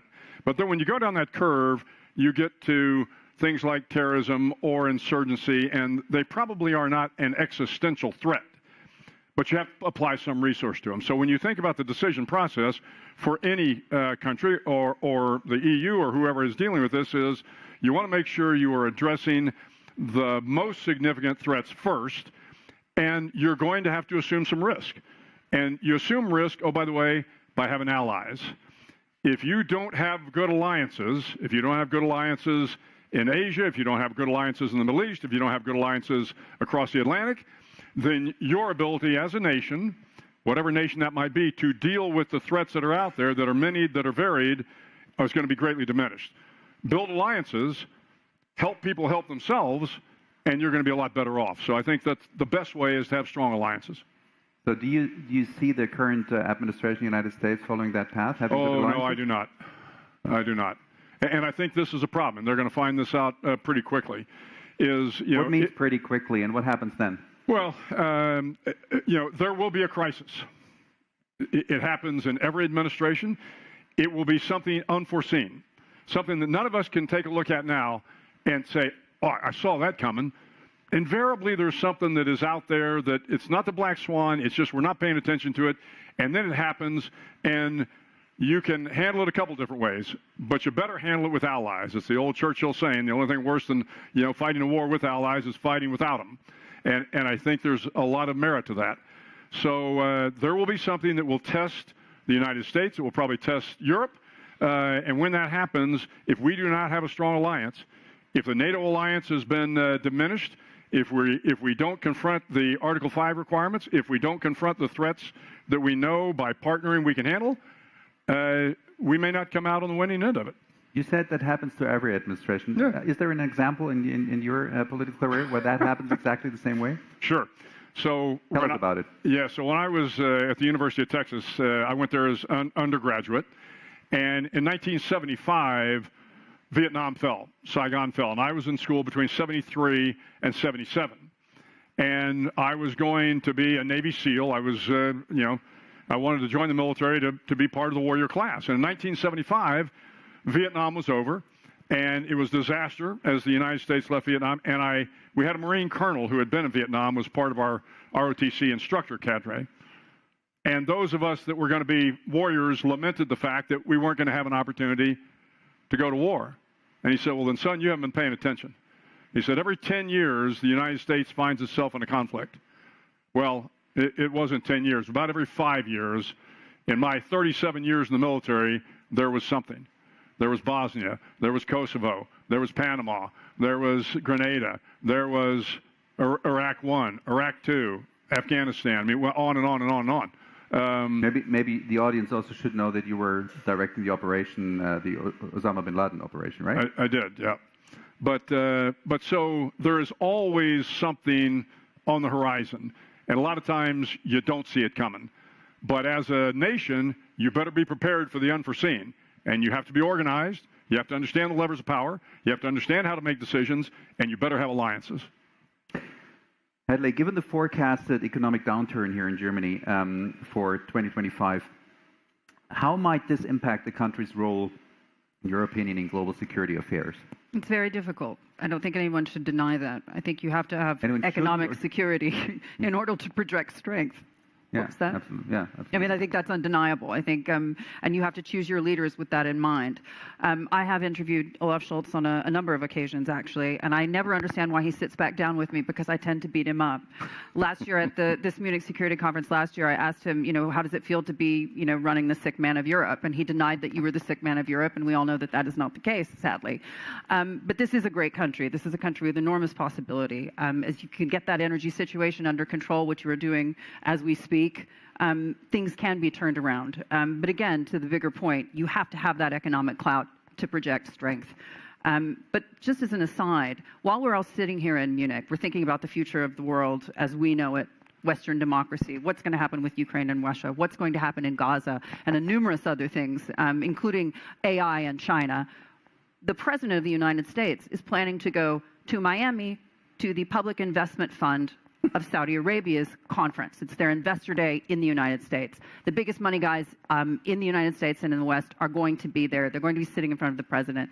And that was his choice. He was there to talk to those guys and not to us. And I think, that's totally fair.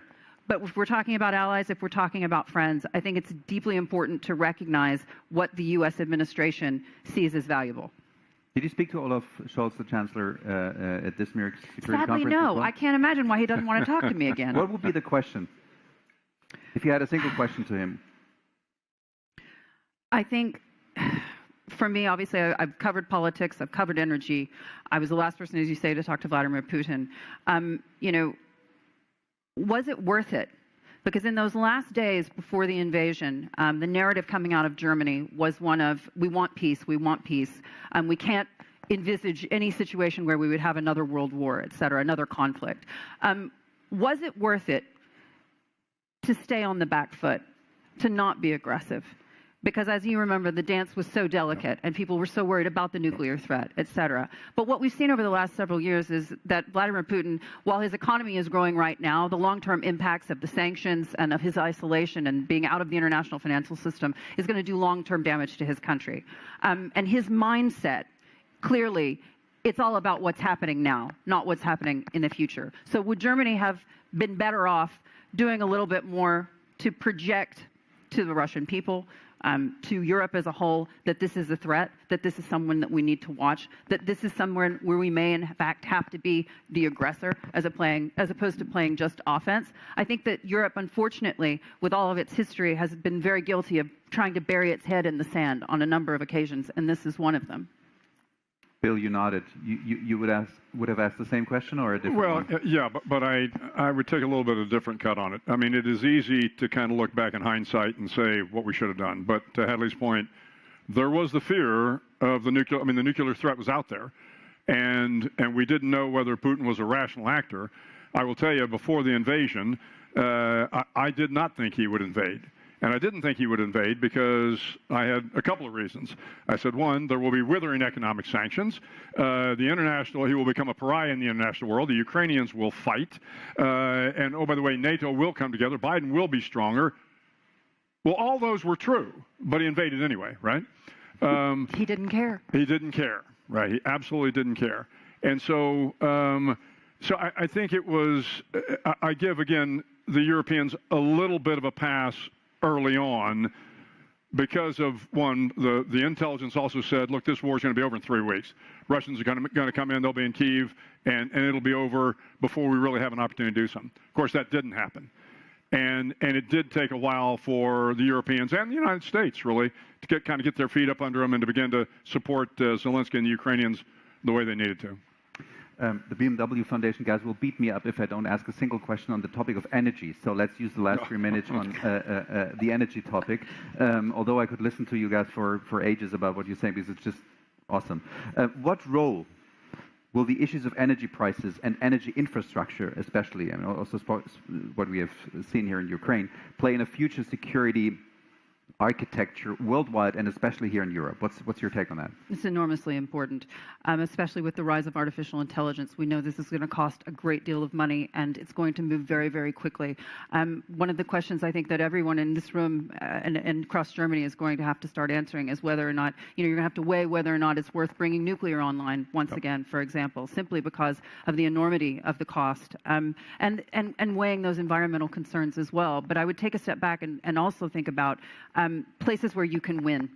For example, as much as energy is important in the coming race of artificial intelligence, for example, you've got to also remember there's a sweet spot, and I'm talking about semiconductors. If you can find ways in which you can benefit from the opportunities that the next 10 years are going to bring, and even in the short term, like the United Arab Emirates is doing, Arab Emirates, like Saudi Arabia is doing, they've decided, okay, we can do a sweet spot where we can be a hub, for example, for semiconductors.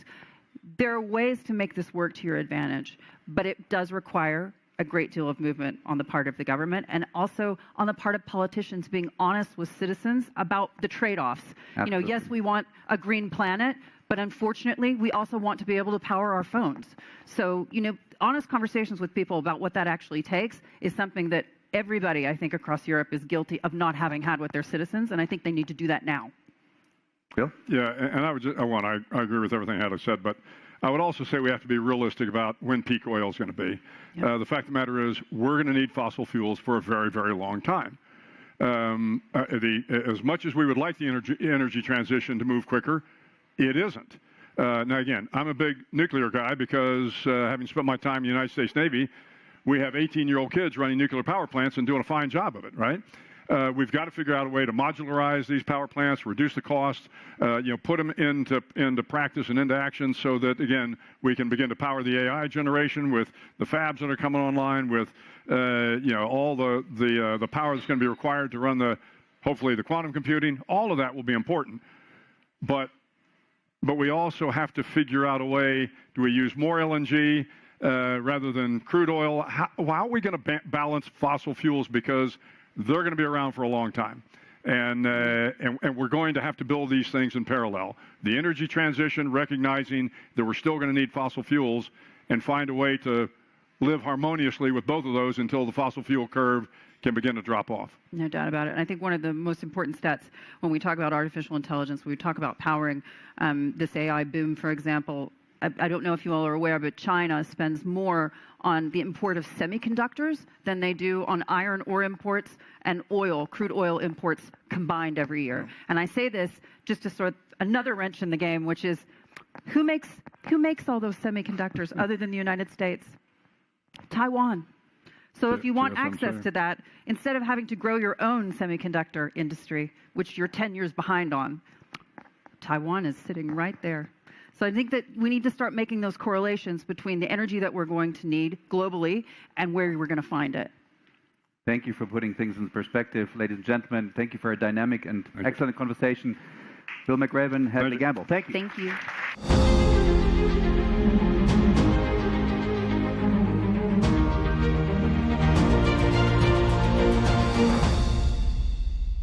At Arabiya News, we go beyond the headlines. From the latest breaking news to in-depth coverage of global events. We're not bought or sold. Nobody owns us. The loss of life, the destruction of property. The conflicts are such a terrible thing. Context and analysis to help you see the full picture. The world is in a very dangerous place. Join us on Arabiya News, It's very impressive. where knowledge meets perspective.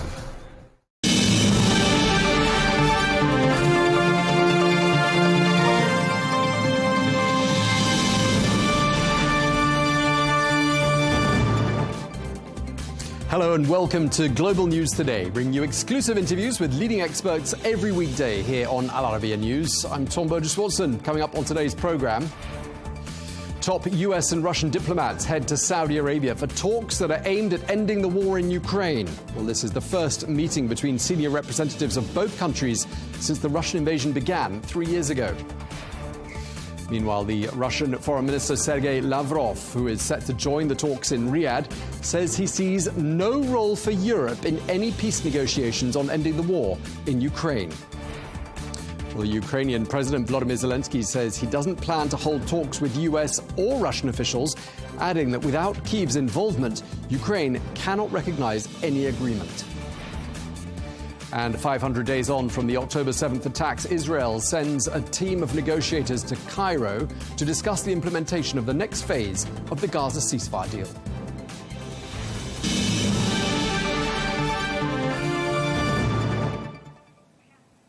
Hello and welcome to the program.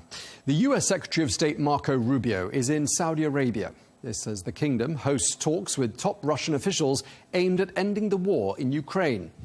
Well, these talks come less than a week after the US President Donald Trump spoke to his Russian counterpart Vladimir Putin by telephone. Well, this contact ends a 3-year freeze on direct contact between Moscow and Washington. Well, when asked about plans to meet President Putin, President Trump said, yes, he will, very soon, adding that he believes that Moscow does not want to take the whole of Ukraine and genuinely wants an end to the fighting. No, no time set, but it could be very soon. Like this month? Well, or? It'll be soon. We'll see what happens. But I think he wants to stop. That was my question to him. Because if he's going to go on, that would have been a big problem for us. And that would have caused me a big problem because you just can't let that happen. I think he wants to end it, and they want to end it fast. Both of them. And Zelensky wants to end it too. Let's get some more analysis now on these talks and how Ukraine views them and what they might achieve. Well, we can speak to Kira Rudik, who's an MP in the Ukrainian parliament, a leader of the Holos party. Great to have you with us on Al Arabiya News once again. First of all, will Ukraine accept a peace deal that is struck without Ukraine's involvement? Hello, Tom, and thank you so much for having me.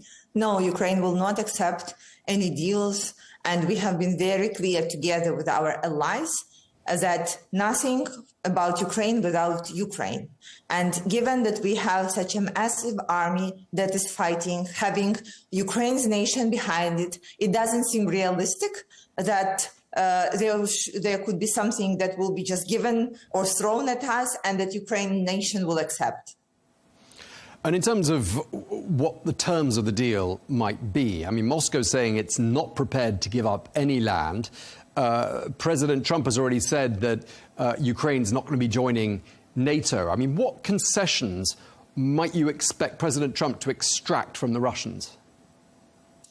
Well, for us, it's not even about concessions, but the main thing that should come to make any kind of deal is the security guarantee. This is the baseline, and this is absolutely critical. This is why we are not taking seriously any discussions right now, because they are not based on the security guarantees that are needed.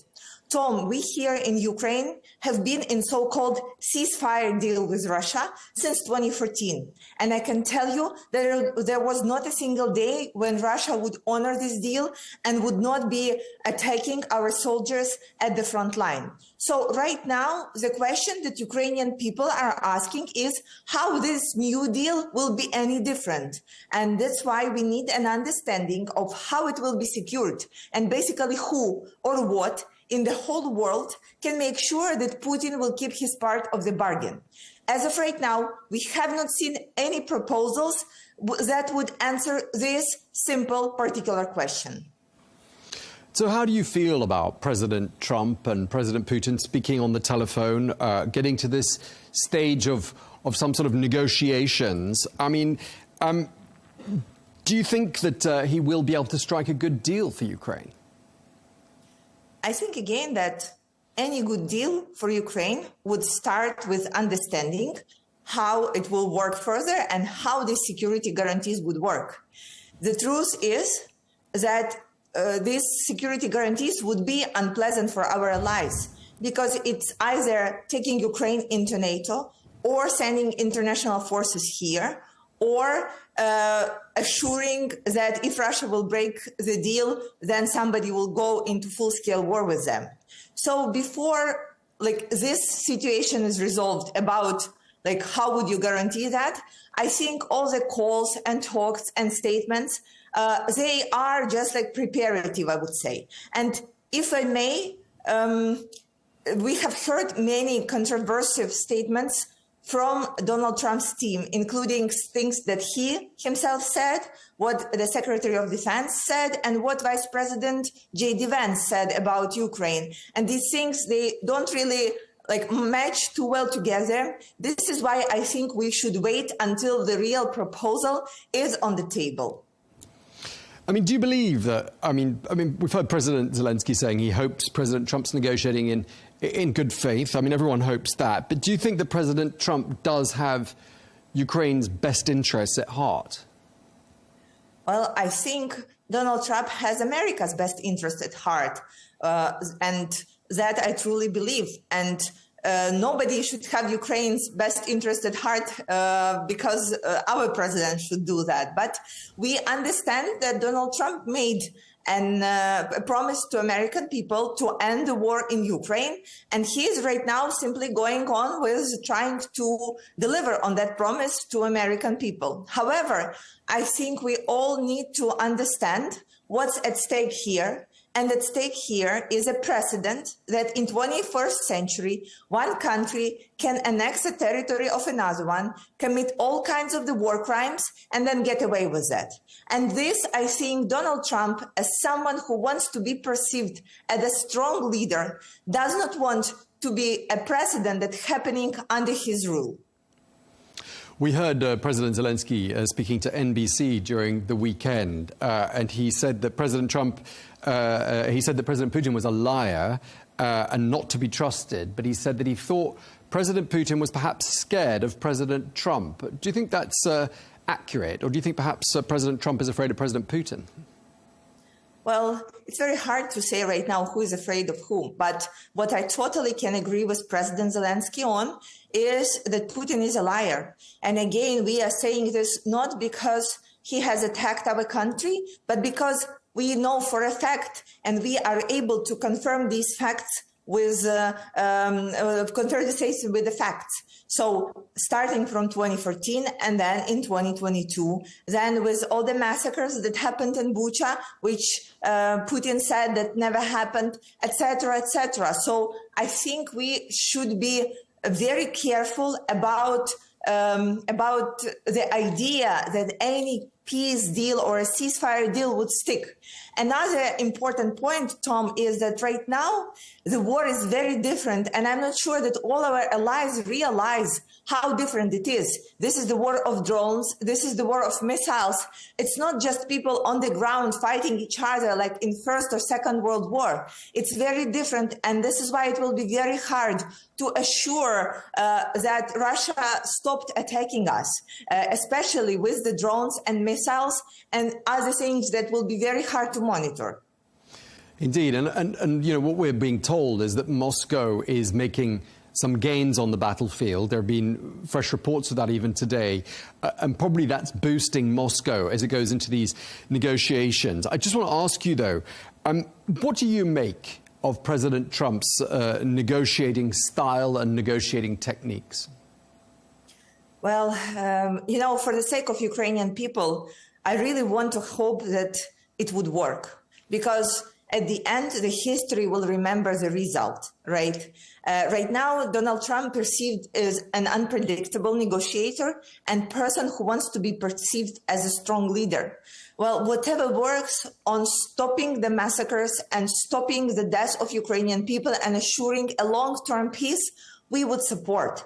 However, again, I think we should be very careful not to trust Putin and Russia's lies, because they can be very tricky, especially when they would say that it was not them. They will deny their responsibility, same as they have done for many years after they have taken down the MH17 plane that Russia has taken, or right now when they have taken down the plane of Azerbaijan Airlines. So I think we are talking about a more complex picture here, and it would not be Putin trusts Trump, Trump trusts Putin. It would be actually on making sure that it would work. I just wonder how people in Ukraine and Kyiv are taking all of this in. I mean, a lot to think about. Morale presumably quite low, given that, you know, there have been these setbacks on the battlefield. This small settlement in northeastern Ukraine was captured today. An area of western Kursk has been taken back by the Russians. I mean, is society split in Ukraine, or on the whole, would you say people are heartened by the negotiations? What is the national mood? Well, people are, of course, concerned, especially because we have heard over the last 5 days many different statements from many people from Donald Trump's team. Our mutual understanding is the following, and we have seen it with the different world leaders. You cannot be talking about Ukraine before you come here, see what Russia has committed, and understand what the war is. And this is why we were waiting for the special envoy Keith Kellogg to be coming to Kyiv before even any negotiations would start. And this is why we are waiting for him to come this week, to look people in the eyes, to see how it is on the ground, to spend a couple of hours in a bomb shelter when Russia launches yet another attack. And there is another very important thing, Tom, that people here on the ground are being concerned, is that just a couple of days ago, Russia launched a drone onto the Chernobyl nuclear plant, something that no one in their sane mind would do. Children in Ukraine know that you don't mess with the nuclear power. And still we see Russia attacking the nuclear plant to send the world a message. And we are very much concerned about this because we have been through Chernobyl tragedy, and we know that that radiation doesn't care which passport you are holding and like, are you a member of NATO or not? This is why it is really serious concern that I think should be addressed first is arming Ukraine in terms of air defense, so we would be able to protect ourselves and Europe from potential attacks on the nuclear plants. Now, Kira, you've had to live with attacks on your country for nearly 3 years now. You've even seen your own home hit by explosives. You once said in an interview that if President Putin was standing in front of you, you would shoot him. And I'm just wondering what emotions, what goes through your mind when you hear that the US and Russia are trying to strike a deal? I would say that I'm just Ukrainian, right? It's not only about me. It's about so many people who suffered and lost the most in this war, who have seen their relatives being captured and then don't know what happened with them. People who have seen their kids taken from them and then kidnapped into Russia. And people who have seen their children coming back in the coffins. So, of course, it's very painful for us. And people from my constituency were asking me this question, what did we do wrong? Like, right, we are fighting for ability to live in our own country with this aggressive neighbor. We are fighting for our ability to define our own future. We are fighting because we are a democracy that just wants to stand for itself. And we are a democracy that has given up our nuclear arsenal in 1994 for the promises that United States, United Kingdom, and Russia will support our territorial integrity. So the question is, what did we do wrong in the world's face that right now we do not deserve for everyone to be standing behind our back and supporting us to the point that we can push Russia back from our territories? And you know, I do not have an answer to that. But I'm sure that after all this noise from different statements comes down, we will come down to this main question of how do we want to live in this world? What is the world that we want to build? Is it the world where is a power of law or the law of power? And I think it is right now in hands of Donald Trump to define that alongside with European leaders. And I really hope that he makes the right choice. As we speak, European leaders have been gathering in Paris. EU leaders are there. The NATO Secretary General is there. Why do you think Moscow doesn't want European leaders at the negotiating table? Well, that's very obvious because Europe behind Ukraine is strengthening Ukraine, and Moscow just wants to go back to a bipolar world. Putin is dreaming of restoring Soviet Union. He was very vocal about that. And like, did anyone care about Europe at the time of Soviet Union? No, it was just like a map on the table, right? Right now, when European Union and together with the United Kingdom is the real powerhouse, of course, Moscow wouldn't want to see them. But President Zelensky said many times, and I support that it is only possible to sit at the table with Putin if we have the United States and Europe behind us at this table. And that's not happening. So, I mean, and one of the other things I wanted to ask you about is this notion that's been put forward by some countries, notably the UK, about having peacekeeping forces on the ground after an eventual peace deal is struck. Do you see that as being a workable solution? And if so, who would those peacekeepers be? Well, the main question is not about peacekeepers. The main question is what would happen if Russian drone will kill one of the peacekeepers and how this country would react. And this is a question that I would ask at this gathering that is happening right now of the European leaders. We appreciate you sending peacekeepers here, but are you ready to go to war if your peacekeepers will be killed by Russia? Because that's the main question, right? Not about like having certain forces here. And then there is a question, are you sending peacekeepers with the weapons or are you sending them alone? And if you're sending them with the weapons, perhaps you can send those weapons earlier, because I will say it once again, Ukraine never asked for international forces here.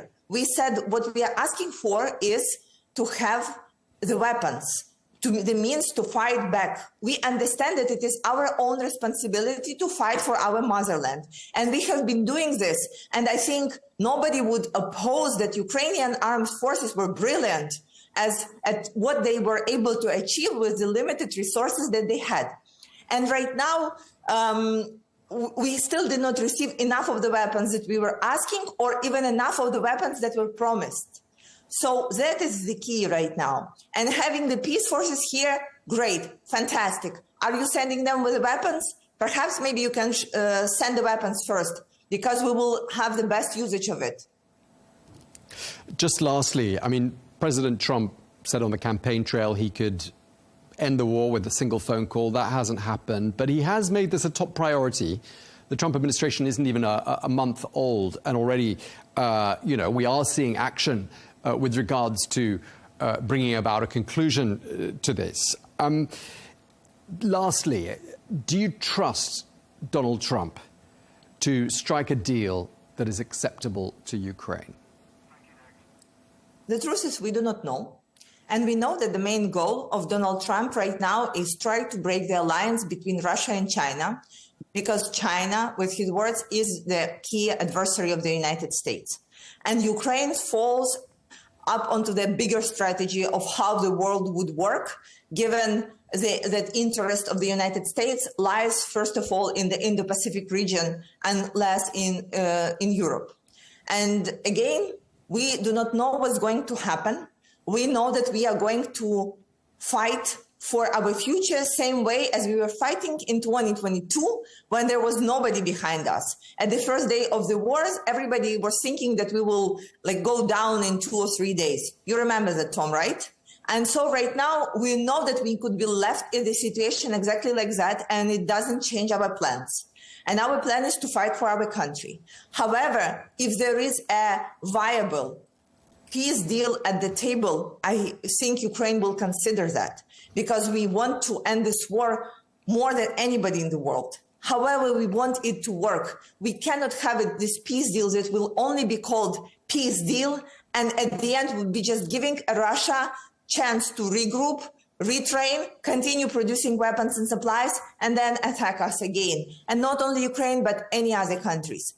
If the peace deal is not stopping Russia, China, Iran, and North Korea from producing weapons, then the war will come back, and not only to Ukraine, but to other places on the map. Okay, we're going to have to leave it there. Thank you very much indeed for your time. Kira Rudik, MP in the Ukrainian Parliament. Thanks again. Thank you, and glory to Ukraine.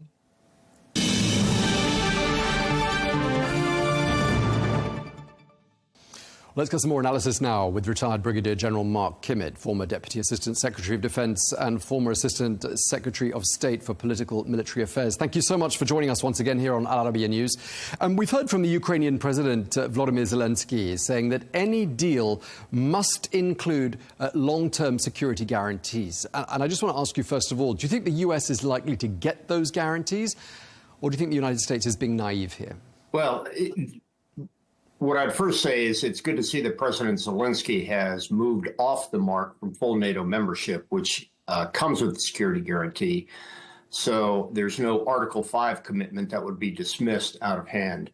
I think the Europeans and possibly the Americans would offer some security guarantees, but not pledges. Security guarantees in terms of weapons support, in terms of military funding. But I think if he is looking for a pledge of an attack on him, Ukraine is an attack on all, I don't think he's going to get that. Okay, so what is the right deal here? And do you see, because I'm not seeing this, are you seeing any signs that there will be concessions on the part of the Russians? Well, the second question first. Look, it's clear that Putin has put together a pretty impressive negotiating team. He didn't go with Lavrov, who's losing a little bit of power. He went with Dmitriev, the former Russian ambassador to the United States. and Kirill Dmitriev, who runs the Russian Sovereign Wealth Fund, who probably is there because everyone knows that Trump wants to see a financial deal. So we really don't know where the sides are right now. They're probably at their maximalist position. But it's very important to note that Putin has put a tough team on their side of the table, while the U.S. has put basically new politicians on our side of the table. And he's also put on the table quite a lot of his own cards before the negotiations even begun. I'm just wondering, I mean, does this look to you like negotiation or appeasement? Well, if you're talking about Trump, I think that it was probably unwise to put the cards on the table ahead of time, but that's Trump's style.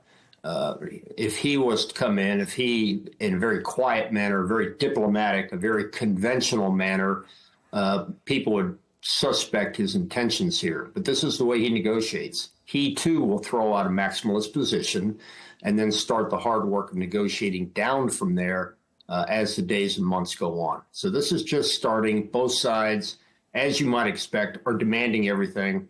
The hard work is nowhere close to being started. And just lastly, I know you're familiar with this expression. Tolstoy once said, "Time and patience are my strongest warriors." And I'm just wondering whether being in a hurry to deliver a conclusion to this 3-year-long war to the American people and to the rest of the world, perhaps a rushed deal is ultimately going to come back to haunt the United States. What are your thoughts? Well, my thoughts are that I reject the premise. I don't think that when you put people of the stature of Rubio and Waltz on that team, although politicians, it's very unlikely that they have a time limit to get this done anytime soon. This is not going to be the Paris peace talks, which took years and years, but it's not going to be settled immediately. OK, we're going to have to leave it there. We're out of time. Thank you so much, Brigadier General Mark Kimmitt. Thank you. Bye-bye.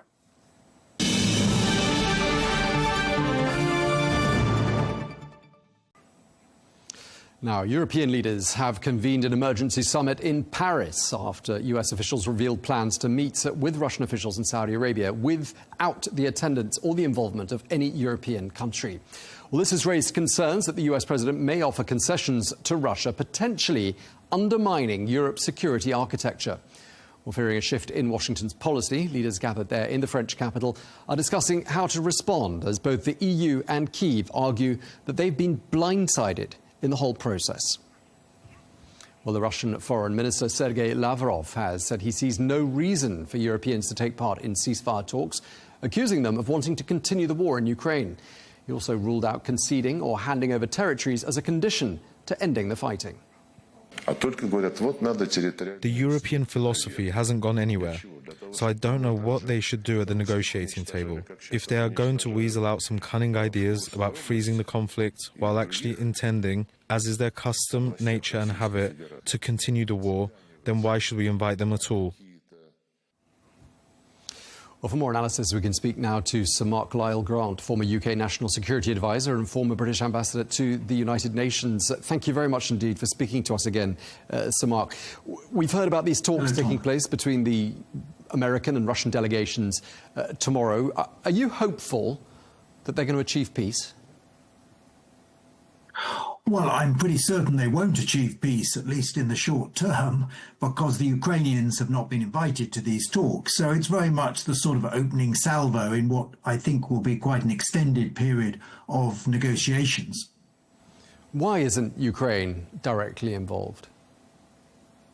Well, I'm not sure. I think this was what the Russians certainly wanted, and it's what the American administration have agreed to. The Russians are always more comfortable in just direct bilateral talks between themselves and the Americans because it gives them some sort of special status, makes them feel like a superpower. So I think it's probably a tactical mistake by the Americans to have started the negotiations in this way. But we are being assured by the Americans that the Ukrainians will be involved at a more sort of developed stage of the negotiations. And of course, the Europeans will be insisting that that is absolutely necessary. Yeah, because for the time being, you know, the Europeans are holding their own summit in Paris, but it does look like the Europeans, including the United Kingdom, are being blindsided. I mean, does it look that way to you as well? Well, I think that there's a lot of mixed messages coming out of the Trump administration at the moment. We've seen that over the last 6 days. And there's some uncertainty among the European leaders about, you know, what America is taking off the table or leaving on the table in terms of their potential involvement in some later stage in some sort of stabilization force. Whether they're talking already to the Russians about lifting sanctions potentially, what are going to be the security guarantees. I think there's a lot of uncertainties now caused by the different nuances, at least, of the voices coming out of the Trump White House. Yeah, and you mentioned, you know, the fact that it's only the Russians and the Americans, and that to the advantage of the Russians, there's no European involvement for now, there's no Ukrainian involvement for now. Donald Trump has said NATO membership for Ukraine is not going to happen. I mean, how do you rate the negotiating skills of the Trump administration so far? Well, I think it's too early to sort of take a judgment on that, Tom, but it is certainly unusual for one side to be making what looks like concessions up front, and you'll have noticed that the Russians have said absolutely nothing at all of substance. They're maintaining their maximalist views, as they always have, on Ukraine. So I think it is somewhat unusual for the Americans to be laying out some of their negotiating tactics in advance, and particularly doing so in the absence of any agreement from the Ukrainian side. So we'll have to see how it develops. As I say, I think this is very much a preliminary exchange in Riyadh, and I think there's going to be a lot more negotiations, which will involve both the Ukrainians and, I hope, the Europeans over the next few weeks. Yeah, the British Prime Minister, Sir Keir Starmer, has offered peacekeeping troops as part of an eventual peace deal. A lot of top military brass in the United Kingdom, though, is saying that's completely unrealistic. I mean, what are your thoughts? Do you think that's the right way to go with peacekeepers? Well, I'm not sure there'll be peacekeepers. It's perhaps part of a sort of stabilization type force, and they're not going to be in the front line, as it were, in touch with the Russians. I don't think the Russians would accept any force that was purely a NATO force or came under the NATO umbrella anyway. But I think it's important that European leaders, and I'm sure this will happen as a result of the summit today in Paris, that they step up and say, look, we are prepared to increase our defense spending. We are prepared to put our troops, you know, in Ukraine as part of some acceptable settlement. But we're a very long way from that. I think it's right of Keir Starmer to come out and say, yes, we would be part of that. We wouldn't be the main part even, probably, but we would be a significant part of that. And I'm sure that's the right approach to take. But I think the most important thing, really, for the Europeans is that in these peace negotiations, there is a guarantee of longer-term sustainable sovereignty for Ukraine, whatever that territorial boundaries of Ukraine turn out to be at the end of the negotiations, that they have freedom of choice of their future policy, and that they have guaranteed security arrangements that will sustain that sovereignty. And at the moment, I have to say that I think that would be very difficult to do without some form of American involvement. Yeah, I mean, all of this is a major wake-up call, isn't it, for European and NATO leaders who were warned during the first Trump administration they weren't spending enough on defence. Even now, only 2/3 of NATO members are spending the target 2% on defence. That means a third aren't. I mean, there were noises from President Macron even 4 or 5 years ago saying that NATO was essentially brain dead. I mean, they've had plenty of time to sort their act out and get, you know, and wake up and realise that the threat is out there, and they haven't done anything about it. I don't know what your thoughts are on that, but that must be deeply frustrating for the Americans. Well, it is obviously frustrating for the Americans, but I wouldn't categorize it as nothing has been done, because only 5 of the 30-odd NATO countries met the 2% target during Trump's first term. It's now, as you say, more than 2/3. So that is a significant shift and increase in defense spending at a difficult time during COVID, etc. So there has been some improvement, but there's no doubt, and Keir Starmer's been saying this very publicly, that there will have to be more. Even in the UK, which has been well over 2% for many years, is now looking to increase that level of defense spending. And there are some European countries that are well off even 2%, countries like Italy and Spain, and I'm sure they will come under pressure from the other European leaders to step up to the plate now. One of the things Sir Keir Starmer said in the last day or so, he says British national security is facing a generational challenge. What's he getting at here, do you think? I think what he means is that we've had a peace dividend, if you like, at the end of the Cold War. And so that's been the last 30, nearly 40 years. But that is coming to an end. And we have to recognize the fact that we are in a more turbulent and a more dangerous world than we were before. And that has consequences for defense spending. But not just defense spending. It's not just about the money. It's about the type of equipment, the type of weaponry you need to deal with the threats that are now facing us.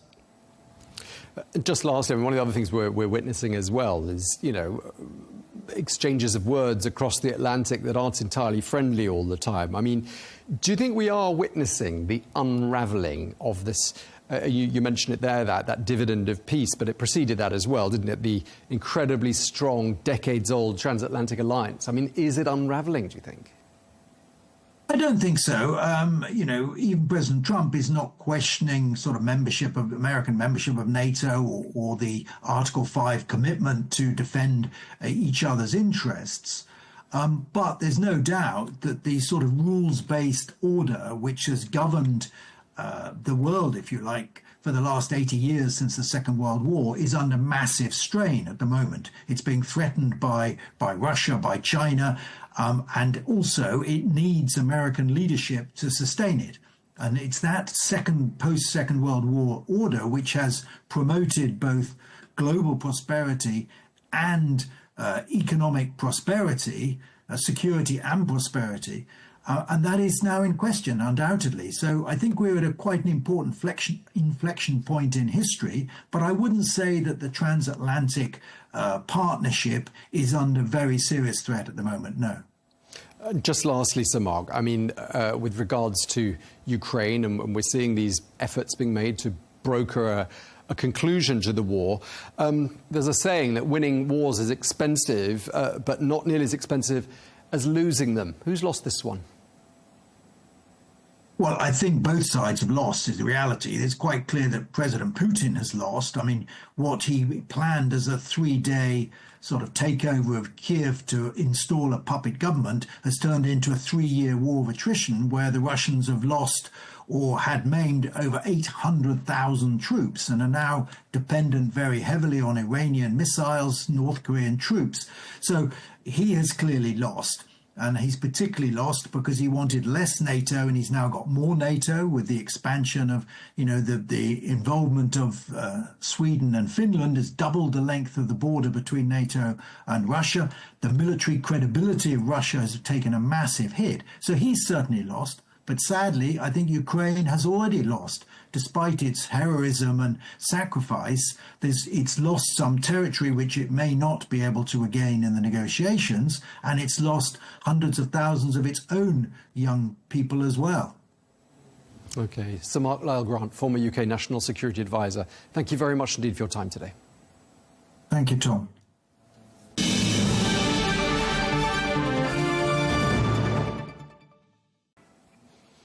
In other news, the US Secretary of State Marco Rubio kicked off his first Middle East tour during the course of the weekend with a visit to Israel before he then headed on to Saudi Arabia. Well, he's been expressing strong support for Israel and issuing stern warnings to Iran. This as the region reacts to President Trump's proposal to own Gaza. Well, Rubio, a vocal supporter of Israel in its war in Gaza, was warmly welcomed in Jerusalem by Prime Minister Benjamin Netanyahu and other officials. It is an honor to be back here. I've been here many times before as an American visiting and then as a member of the United States Senate, but now for the first time as the Secretary of State of the United States, and it's an honor to be here. The President's also been very bold about his view of what the future for Gaza should be. Not the same tired ideas of the past, but something that's bold and something that, frankly, took courage and vision in order to outline. And it may have shocked and surprised many. But what cannot continue is the same cycle where we repeat over and over again and wind up in the exact same place. Related to that, the President's been very clear. Hamas cannot continue as a military or government force. And frankly, as long as it stands as a force that can govern or as a force that can administer or as a force that can threaten by use of violence, peace becomes impossible. Well, for more analysis, we're joined here in the studio by Dr. Ahmed Thugan Hindawi, who is the former Minister for Industry and Trade to the Kingdom of Jordan, a former member of the Jordanian Senate, and now the chairman of the Jordan Business Council here in Dubai. Thank you very much indeed for joining us. Great to have you with us. Thank you. Now, you've written this open letter to President Trump, and in it you say, please allow me to clarify the following things. You will not own Gaza. You will not take it over. Gaza, Palestine and Jordan are not for sale. Gaza and Palestine are not real estate projects for speculation. They are the ancestral homelands of millions of Christian and Muslim Arabs who are the rightful owners of the land. Let me ask you this. What were you seeking to achieve with this letter? First of all, Tom, thank you very much for having me here. Allow me, if I may, to start with the notion of President Trump's plan, or what is called President Trump's plan. I genuinely, Tom, do not believe that it was a plan. A plan usually is thought of. It contains phases, it contains milestones. It is usually developed through engagement with the partners and with the key stakeholders, but it was no such thing.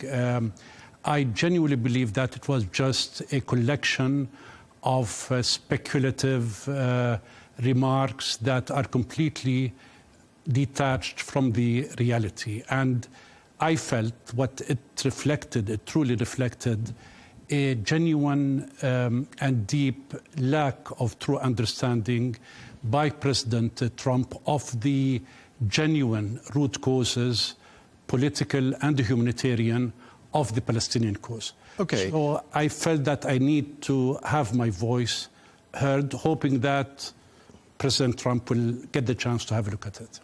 And Dr. Hindawi, some people say there's some sort of a method in Trump's technique here, that he's trying to provoke reactions, get people talking about the issues, and he's succeeded because we're talking about them now. What do you think of that interpretation? It may be, and I hope it is. Everybody initially talked about an original idea, a genuine idea. Prime Minister Netanyahu said that this is an original, genuine Trump idea. The Foreign Secretary of the United States also echoed this. Again, Tom, I genuinely believe that it was not such a case. I believe that the idea originally generated by Prime Minister Netanyahu, I believe that it has been generated by the extreme right-wing government of Prime Minister Netanyahu, maybe by Israeli lobbyists within the United States who supported President Trump during his campaign, and it was pushed to the world through President Trump. This is what I believe. Okay. And you say that in your letter. You say, do not allow a war criminal to manipulate you, using pretty strong language. I assume you're talking about the Prime Minister of Israel there. Exactly, he's convicted. But again, to be fair on Mr. Trump, what he's done has been a catalyst for a lot of discussion, and this Arab plan, which has been put forward as a counter plan to Mr. Trump's plan, and a five-nation summit in Riyadh later on this week. I mean, some results have come out of this, and you can't say all of them are bad. I agree to a certain degree, but again, President Trump could have stimulated the thinking of the day after using more realistic approaches. See, Tom, what not only Jordan, not only Egypt, not only the Palestinians, it's almost all of the world felt that this so-called plan is completely illegal, completely immoral, unethical, impractical. It cannot be implemented. It's destabilizing, not only for Jordan and the Middle East, it's destabilizing for the whole of the world. As I mentioned in the letter, it violates international law. It is an obvious call for ethnic cleansing, for uprooting indigenous people, the Palestinian people, and forcibly displacing them out of their country. It is a call for theft, for stealing the land. I will own it, I will control it, I will build a Riviera on it. A laughable notion in a sad sense. The true and genuine cause of the problem is the genuine strive of the Palestinian people to achieve their rights, establishing their own homeland on their ancestral land, which is Palestine. One of the other things you say in this letter, you say bullying does not work in international politics, least of all with the Jordanians and the Palestinians. Did it look to you like President Trump was trying to bully your king, King Abdullah II, when he came to Washington? Let me start with the positive, Tom. Jordan's relationship with the United States is a strategic one. It's a historical one. We have extreme, close, and strong ties at all fronts: military, security, economic, social, and we cherish that relationship, and we want it to sustain and persevere. But the way that President Trump presented his so-called idea and saying that Jordan and Egypt will accept the expelling of refugees, Palestinian refugees, into those two countries, knowing that Jordan and His Majesty the King look at this issue as a red line, look at it as an existential threat to the sovereignty, to the stability, to the security of the country and of the region, made it look as bullying. You are trying to push something that is completely illegal, completely impractical, and threatens, have a detrimental impact on the sovereignty of your strategic allies. So that's what I tried to mention and clarify. And this does not work. I mean, His Majesty said it. The Crown Prince, His Royal Highness Prince Al Hussein said it.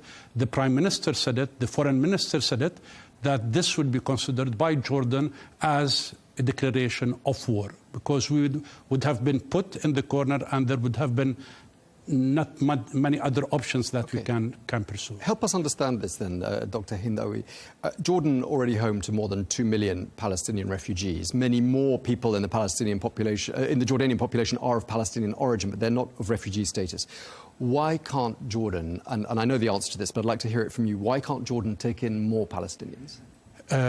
His Majesty the King and the Jordanian people, as I mentioned before, Tom, look at this as an existential threat to the sovereignty, to the security, and to the stability of the region. Jordan perceives what is happening in Gaza as a prelude of what could happen in the West Bank. There is 2 million Palestinians in Gaza, and there is 5.5 Palestinians in the West Bank.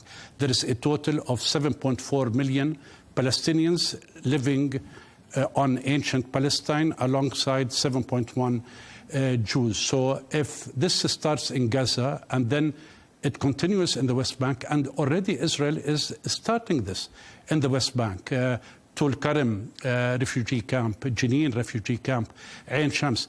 Already during the past couple of weeks, Israeli armed forces demolished hundreds of homes, evicted 20,000 people, Palestinians, in the West Bank, in the Jenin camp. So it is like a prelude. It's a practice of what could happen next to the West Bank, which would be detrimental to the sovereignty, to the security and stability of Jordan.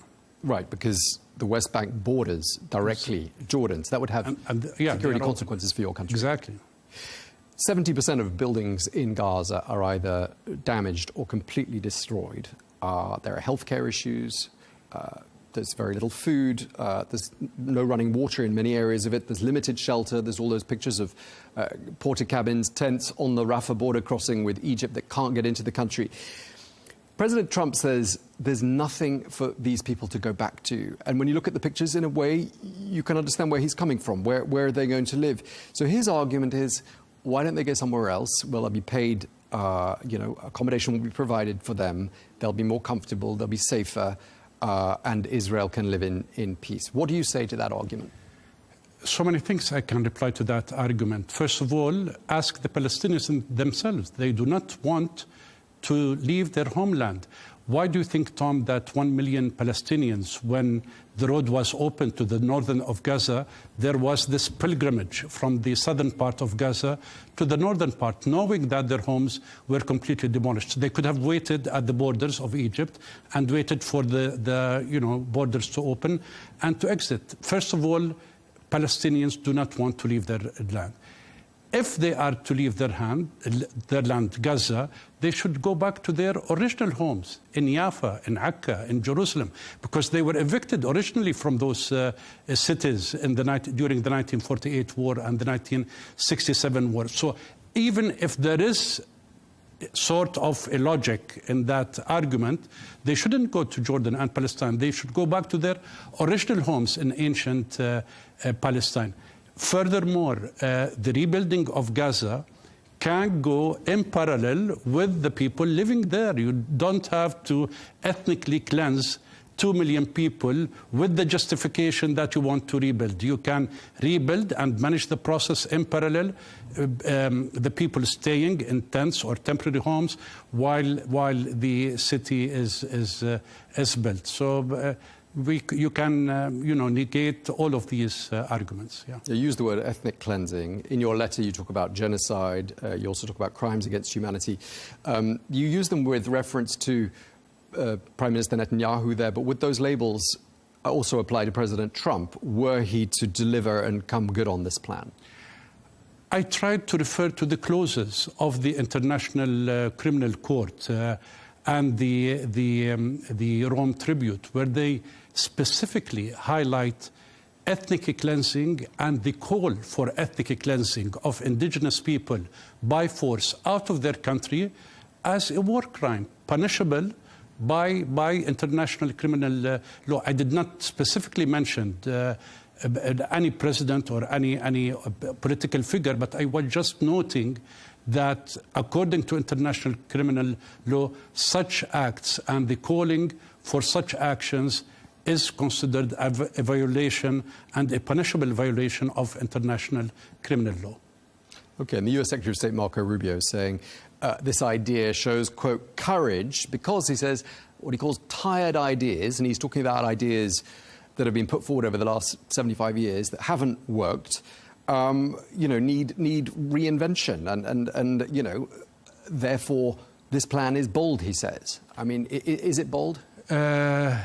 No, it's unrealistic. Let me give you my perspective on this. What are the options? What are the options from the extreme right to the extreme left? We have the option that all of the Arab states, Saudi Arabia and all of the Arab countries, all of the Muslim countries are calling for, which is a two-state solution. The Palestinians get their land, get their country on the borders of the 1967 war, the West Bank and Gaza, and in return, Israel gets not only security, but gets normalization of relations, trade, economic, all of the other, which is an extremely fair deal from our point of view.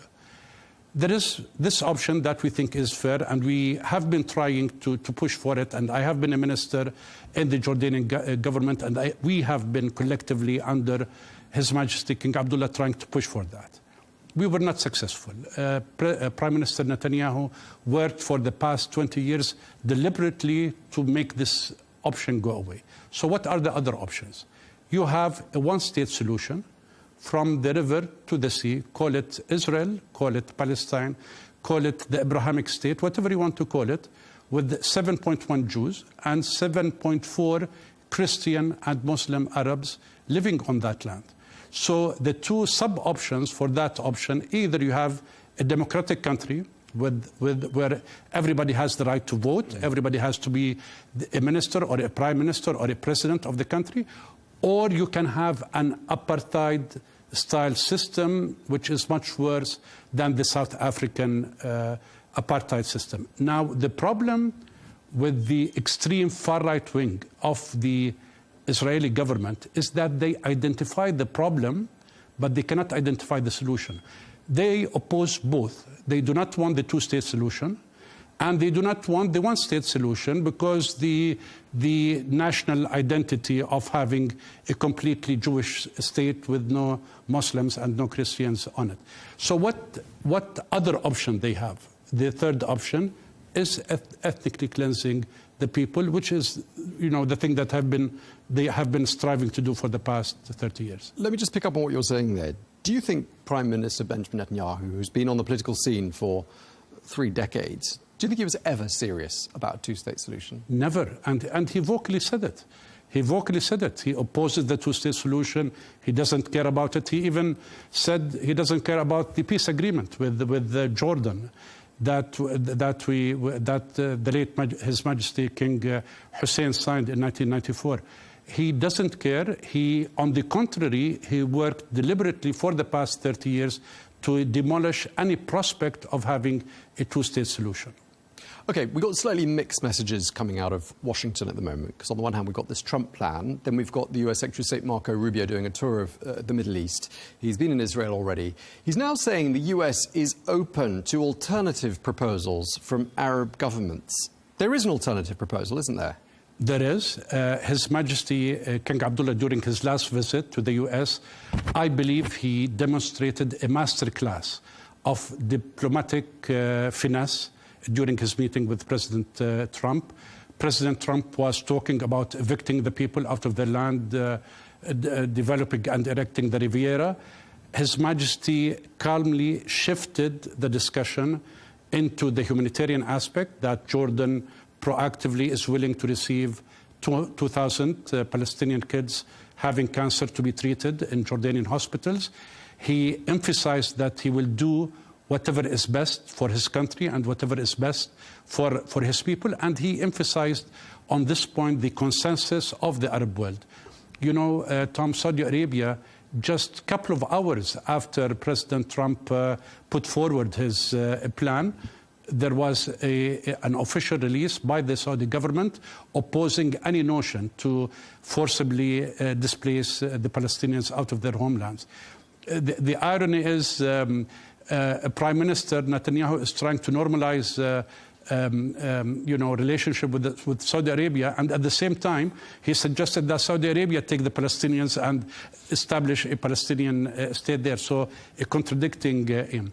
Yes, there will be a meeting of foreign ministers in Saudi Arabia on the 20th, and there will be an Arab summit in Cairo the week after, and there will be a proposal emphasizing collectively that the Arab world opposes any idea for the ethnic cleansing of the people of Palestine out of their country, and proposing a parallel plan to rebuild Gaza while people stay there. So just picking up on what you're saying, the Arab world, all the major nations of the Arab world, the Arab League as well, have been absolutely clear that they are vehemently opposed to this whole idea of displacing 2 million Palestinians, sending 1 million here, 1 million there. Do you think President Trump underestimated the resolve and the solidarity of the Arab nations? Frankly speaking, Tom, and I have been frank for the whole of this interview, I genuinely believe that this whole idea coming from the far right or the Prime Minister of Israel or the Israeli lobbyist is part of attempting to pay back those who supported President Trump during his elections. It's not anything more or less than that. There are mega donors, Mariam Adelson or other like. His Majesty King Abdullah described them as the usual suspects. And they pushed this idea to President Trump. And it is now his way of saying, yes, I kept my promise. I'm trying to push this idea forward, but the whole world is opposing it. He's doing what he was expected to do. He didn't think it over. Maybe he did not expect, as you correctly said. I don't think that he expected that there will be this massive, opposition, pushback. The Prime Minister of the United Kingdom, the presidents and prime ministers and the chancellors of European nations, the Prime Minister of Australia. I mean, President Trump said, I have discussed this with many, and all of them, they agree and support. I wonder who supports it other than Prime Minister Netanyahu, his far-right-wing government, maybe Miriam Adelson and Mr. Kushner. But other than that, I suspect that there is anyone in the world, people or officials, who support that idea. Indeed, and of course, Jordan, a historic ally, and we've been talking about that, of the United States, a strategic ally. Egypt, as well, a strategic ally. Both nations recipients of major sums of aid as well from the United States. We'll talk about that in a minute. But the Egyptian president, just to be clear, Abdel Fattah al-Sisi, called this displacement idea an injustice that Egypt cannot take part in. I mean, it sounds to me, listening to what President Sisi is saying as well, like this plan is never going to happen. It is never going to happen. As you know, my first line in the letter, it will never happen.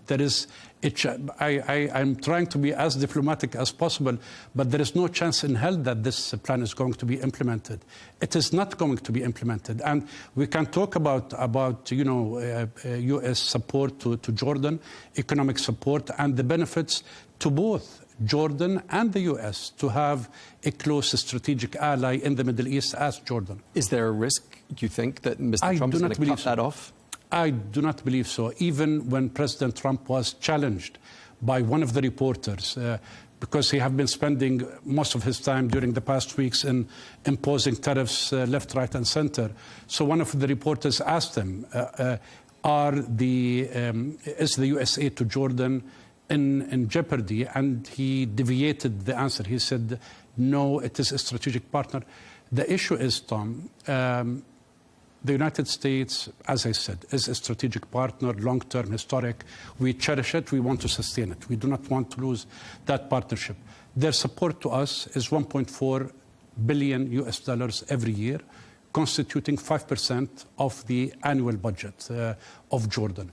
We genuinely believe that the benefits to the interests of the United States having this strategic alliance with Jordan far exceed this $1.5 billion US. Could someone else step in and help out if many others can step in? Our Arab brethren, Saudi Arabia, United Arab Emirates, Europe. His Majesty was in Europe and he got support of $3 billion just one day after the temporary freeze of U.S. aid grants. The doors of regional powers is open to Jordan. The doors of the Far East is open to Jordan. And they have welcoming arms to Jordan to embrace a strategic partnership. But again, Tom, Jordan cherishes the strategic partnership with the U.S. We long for continuing such a strategic partnership.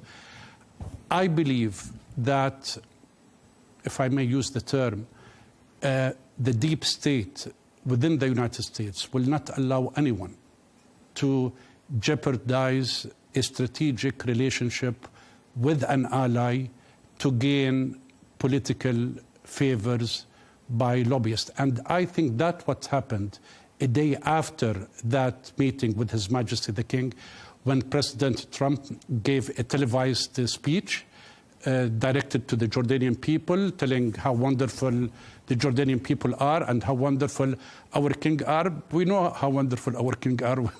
We do not need somebody to say it. And the spokeswoman of the White House again said that His Majesty stressed that he wanted the Palestinian people to remain on their land, while President Trump thought otherwise. Okay, if you had a message to President Trump right now, based on what you've written in that letter, just summarize for us, what is your appeal to President Trump?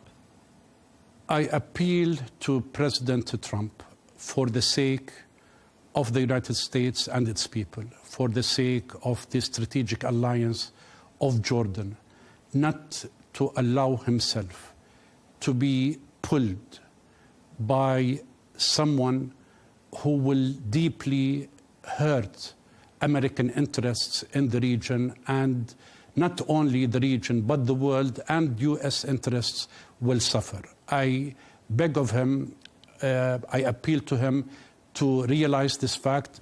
I know the internal politics in the States. I know the power of the lobbyists in the United States, but there is a higher national U.S. interest that has to be preserved. And by keeping and maintaining that strategic alliance with the strategic partners in the region, he will be able to achieve that national U.S. interest. Okay, so this is a message coming from a former Jordanian government minister. Just returning to your letter that you wrote to Mr. Trump, it is addressed, "Dear Mr. President," so you've written to him before. Did you hear back? No. What response did you get? The response that I get through his televised speech to the Jordanian people, including myself, downtoning his plan, not mentioning it again that, yes, I'm pushing for that. And I hope that the President, Mr. Trump, saw the welcome that the Jordanian people gave their king and the Royal Crown Prince Al-Hussein when they came back, Tom. Millions of people poured to the streets. They welcomed, they were chanting, they were throwing flowers, rice. And it was not structured, it was not organized, it was not planned. It was driven by the people. Spontaneous, to express their appreciation of their king, that he stood firm in front of tremendous pressures, voicing Jordan's concerns that His Majesty will not allow any solution. He will not allow Jordan to be pressured for any solution that will jeopardize Jordan's security, stability, and sovereignty, and at the same time, the rights of the Palestinian people to have their own country on their own land. Okay, well, we're going to have to leave it there. We're out of time. Thank you very much indeed, Dr. Ahmad Gurgan Hindawi. Thank you for taking the time. Thank you for having me. Thank you, sir.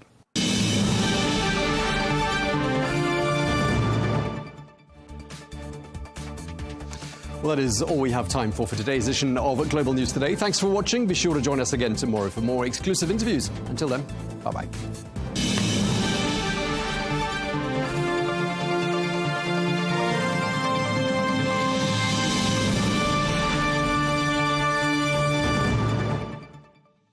At Arabiya News, we go beyond the headlines. From the latest breaking news to in-depth coverage of global events. We're not bought or sold. Nobody owns us. The loss of life, the destruction of property. The conflicts are such a terrible thing. Context and analysis to help you see the full picture. The world is in a very dangerous place. Join us on Arabiya News, It's very impressive. where knowledge meets perspective. From the White House to Gaza, Kiev to Beijing, elections, economics, and the environment compete with conflicts and other complex issues for our attention. In an age of fake news, deep fake, and artificial intelligence, They've got to have a vote and a say.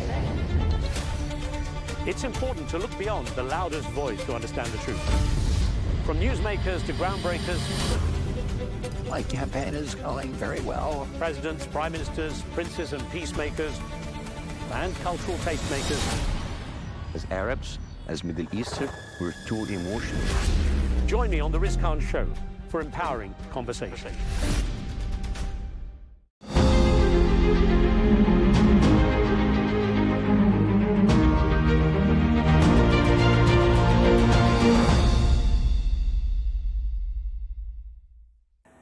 Irene, thank you so much for joining Al Arabiya. I want to kick off by asking you to sort of walk me through how you view your role within NATO, because women today are under pressure in various parts of the world and, frankly, in the West.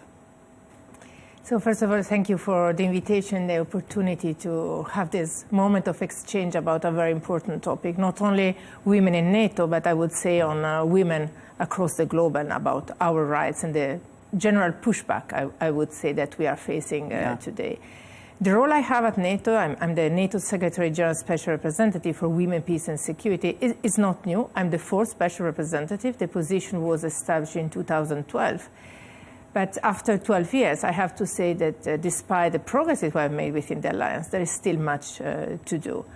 Of course, the work I do within NATO is around the mandate of the alliance. So it's specific about the role of women and peace and security. So we do not cover other issues. But of course, what we do contributes to advancing gender equality. And it is also stated in our latest strategic concept endorsed in Madrid in 2022 that advancing gender equality is a reflection of the common values of the alliance. So what I do is really to look at everything that the alliance does to make sure that gender perspectives are included. What does this mean? It means that every time we take a decision, both at political and a military level, we have to make sure that we consider the diversity of the population.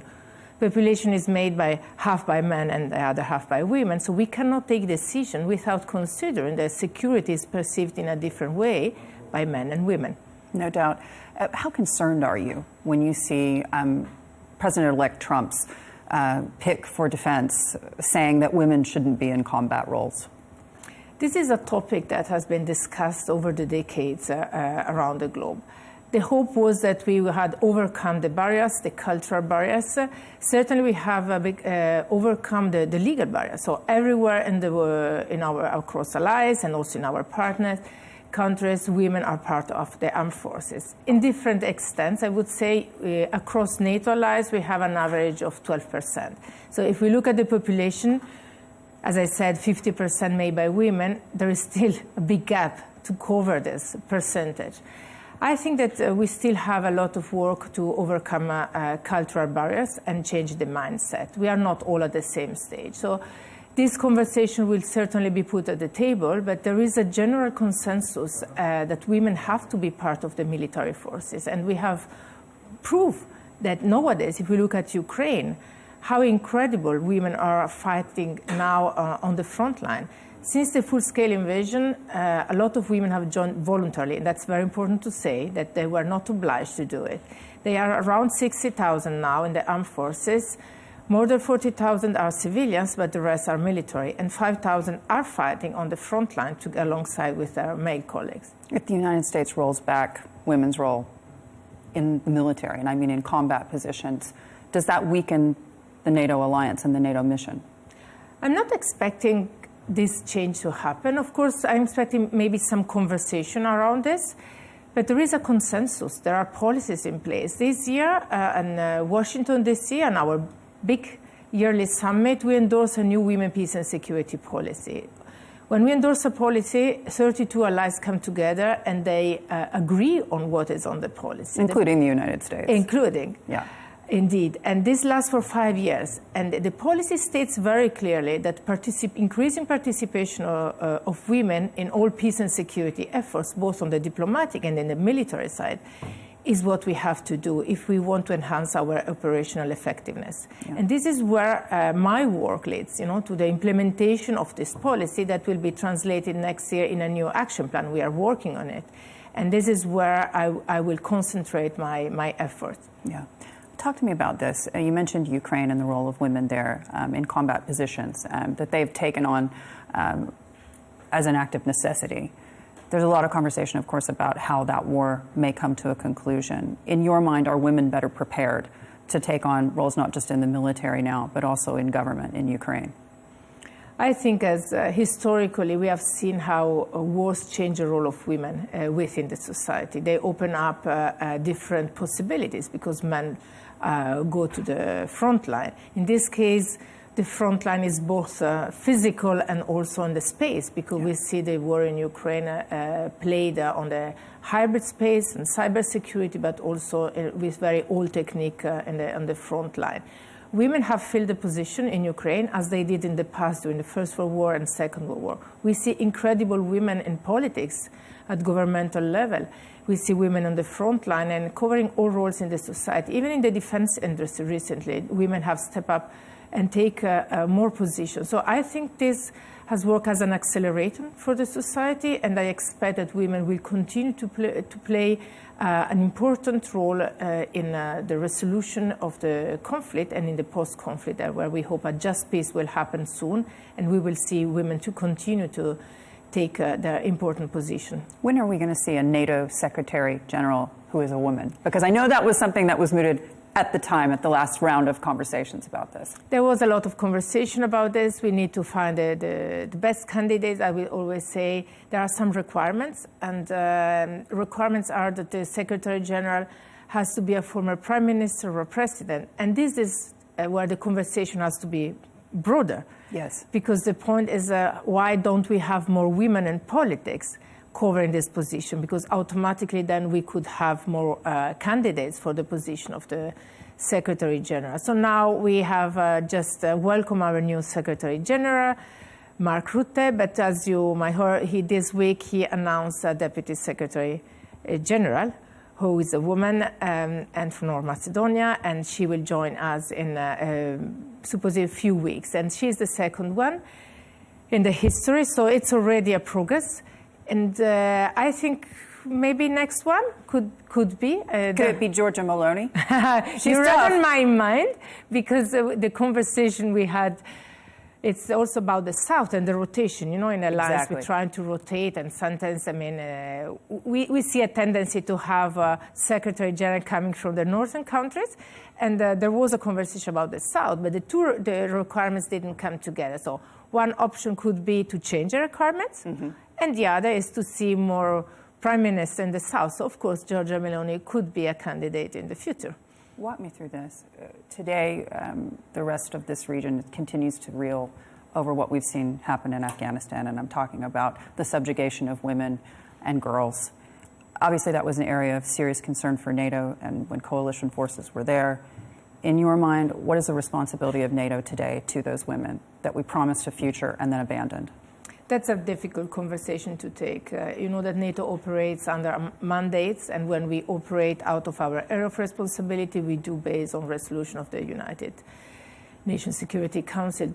We withdraw, the mission is over. So as an alliance, we do no longer have a responsibility there collectively because we are no longer present. But of course, allies, individually and bilaterally and in different contexts such as and the as United human Nations. beings. Yes, and they continue to provide support.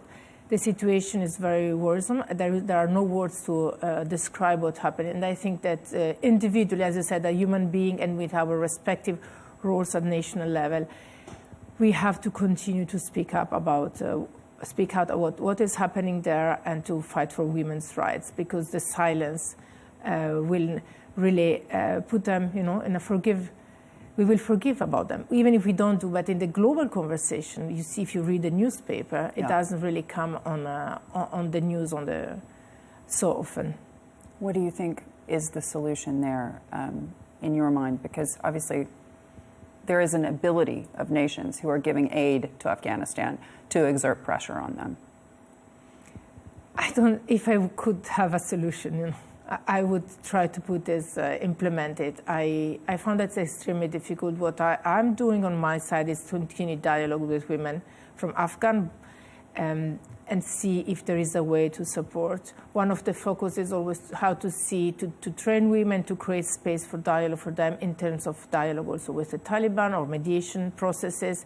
And I know that there are several women who are also present in Doha a few years ago that continue the dialogue and try also to train younger generation to make sure that they will have the possibility to play a role and to exercise their right.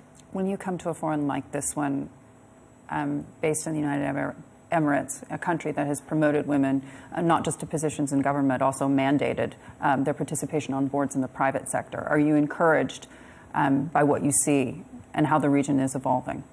Indeed, I am very much. I'm very happy to be here and to have the opportunity to engage in person, because I think this is the best way when then you have a concrete example that you can share. When people ask me, what do you do? It's difficult to explain then if you don't have stories to tell. And changing the narrative is what we absolutely have to do. So it's a very positive example, and I'm really looking forward to attending the forum tomorrow. Tell me this, what is missing in your mind from the global dialogue for women? Because when we speak about this from a business perspective, we talk about quotas and we talk about a number of women on boards. One woman feels alone, 2 women has a friend, and then 3 women can make a change. But in your mind, from a governance perspective, from a security perspective, what needs to change? I think it's a question of the cultural change I was mentioning earlier.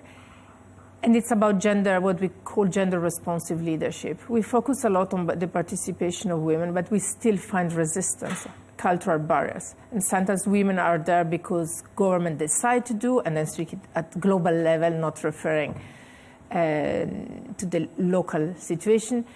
But at the end, there is no real willingness to integrate. So it's more a token than a reality. So I think that what we have to look is the change of mindset of who is in power today, which in the normality are men. So we have to look into what we call the gender-responsive leadership to say that to train, to dialogue with both men and women together to understand the benefit that the entire society will have if women take on more position at high level.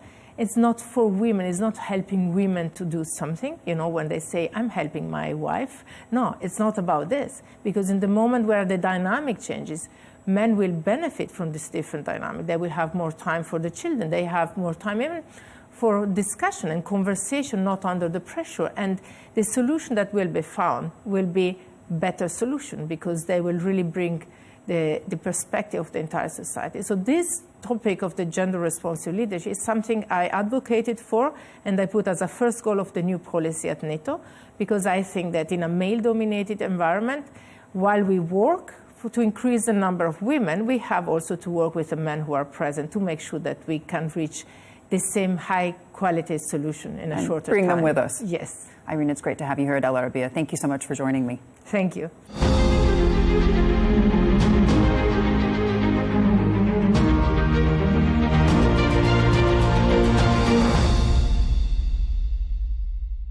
At Al Arabiya News, we go beyond the headlines. From the latest breaking news to in-depth coverage of global events. We're not bought or sold. Nobody owns us. The loss of life, the destruction of property. The conflicts are such a terrible thing. Context and analysis to help you see the full picture. The world is in a very dangerous place. Join us on Al Arabiya News, It's very impressive. where knowledge meets perspective. From the White House to Gaza, Kiev to Beijing, elections, economics and the environment compete with conflicts and other complex issues for our attention. In an age of fake news, deepfake and artificial intelligence, They've got to have a vote and a say. it's important to look beyond the loudest voice to understand the truth. From newsmakers to groundbreakers, My campaign is going very well. presidents, prime ministers, princes and peacemakers,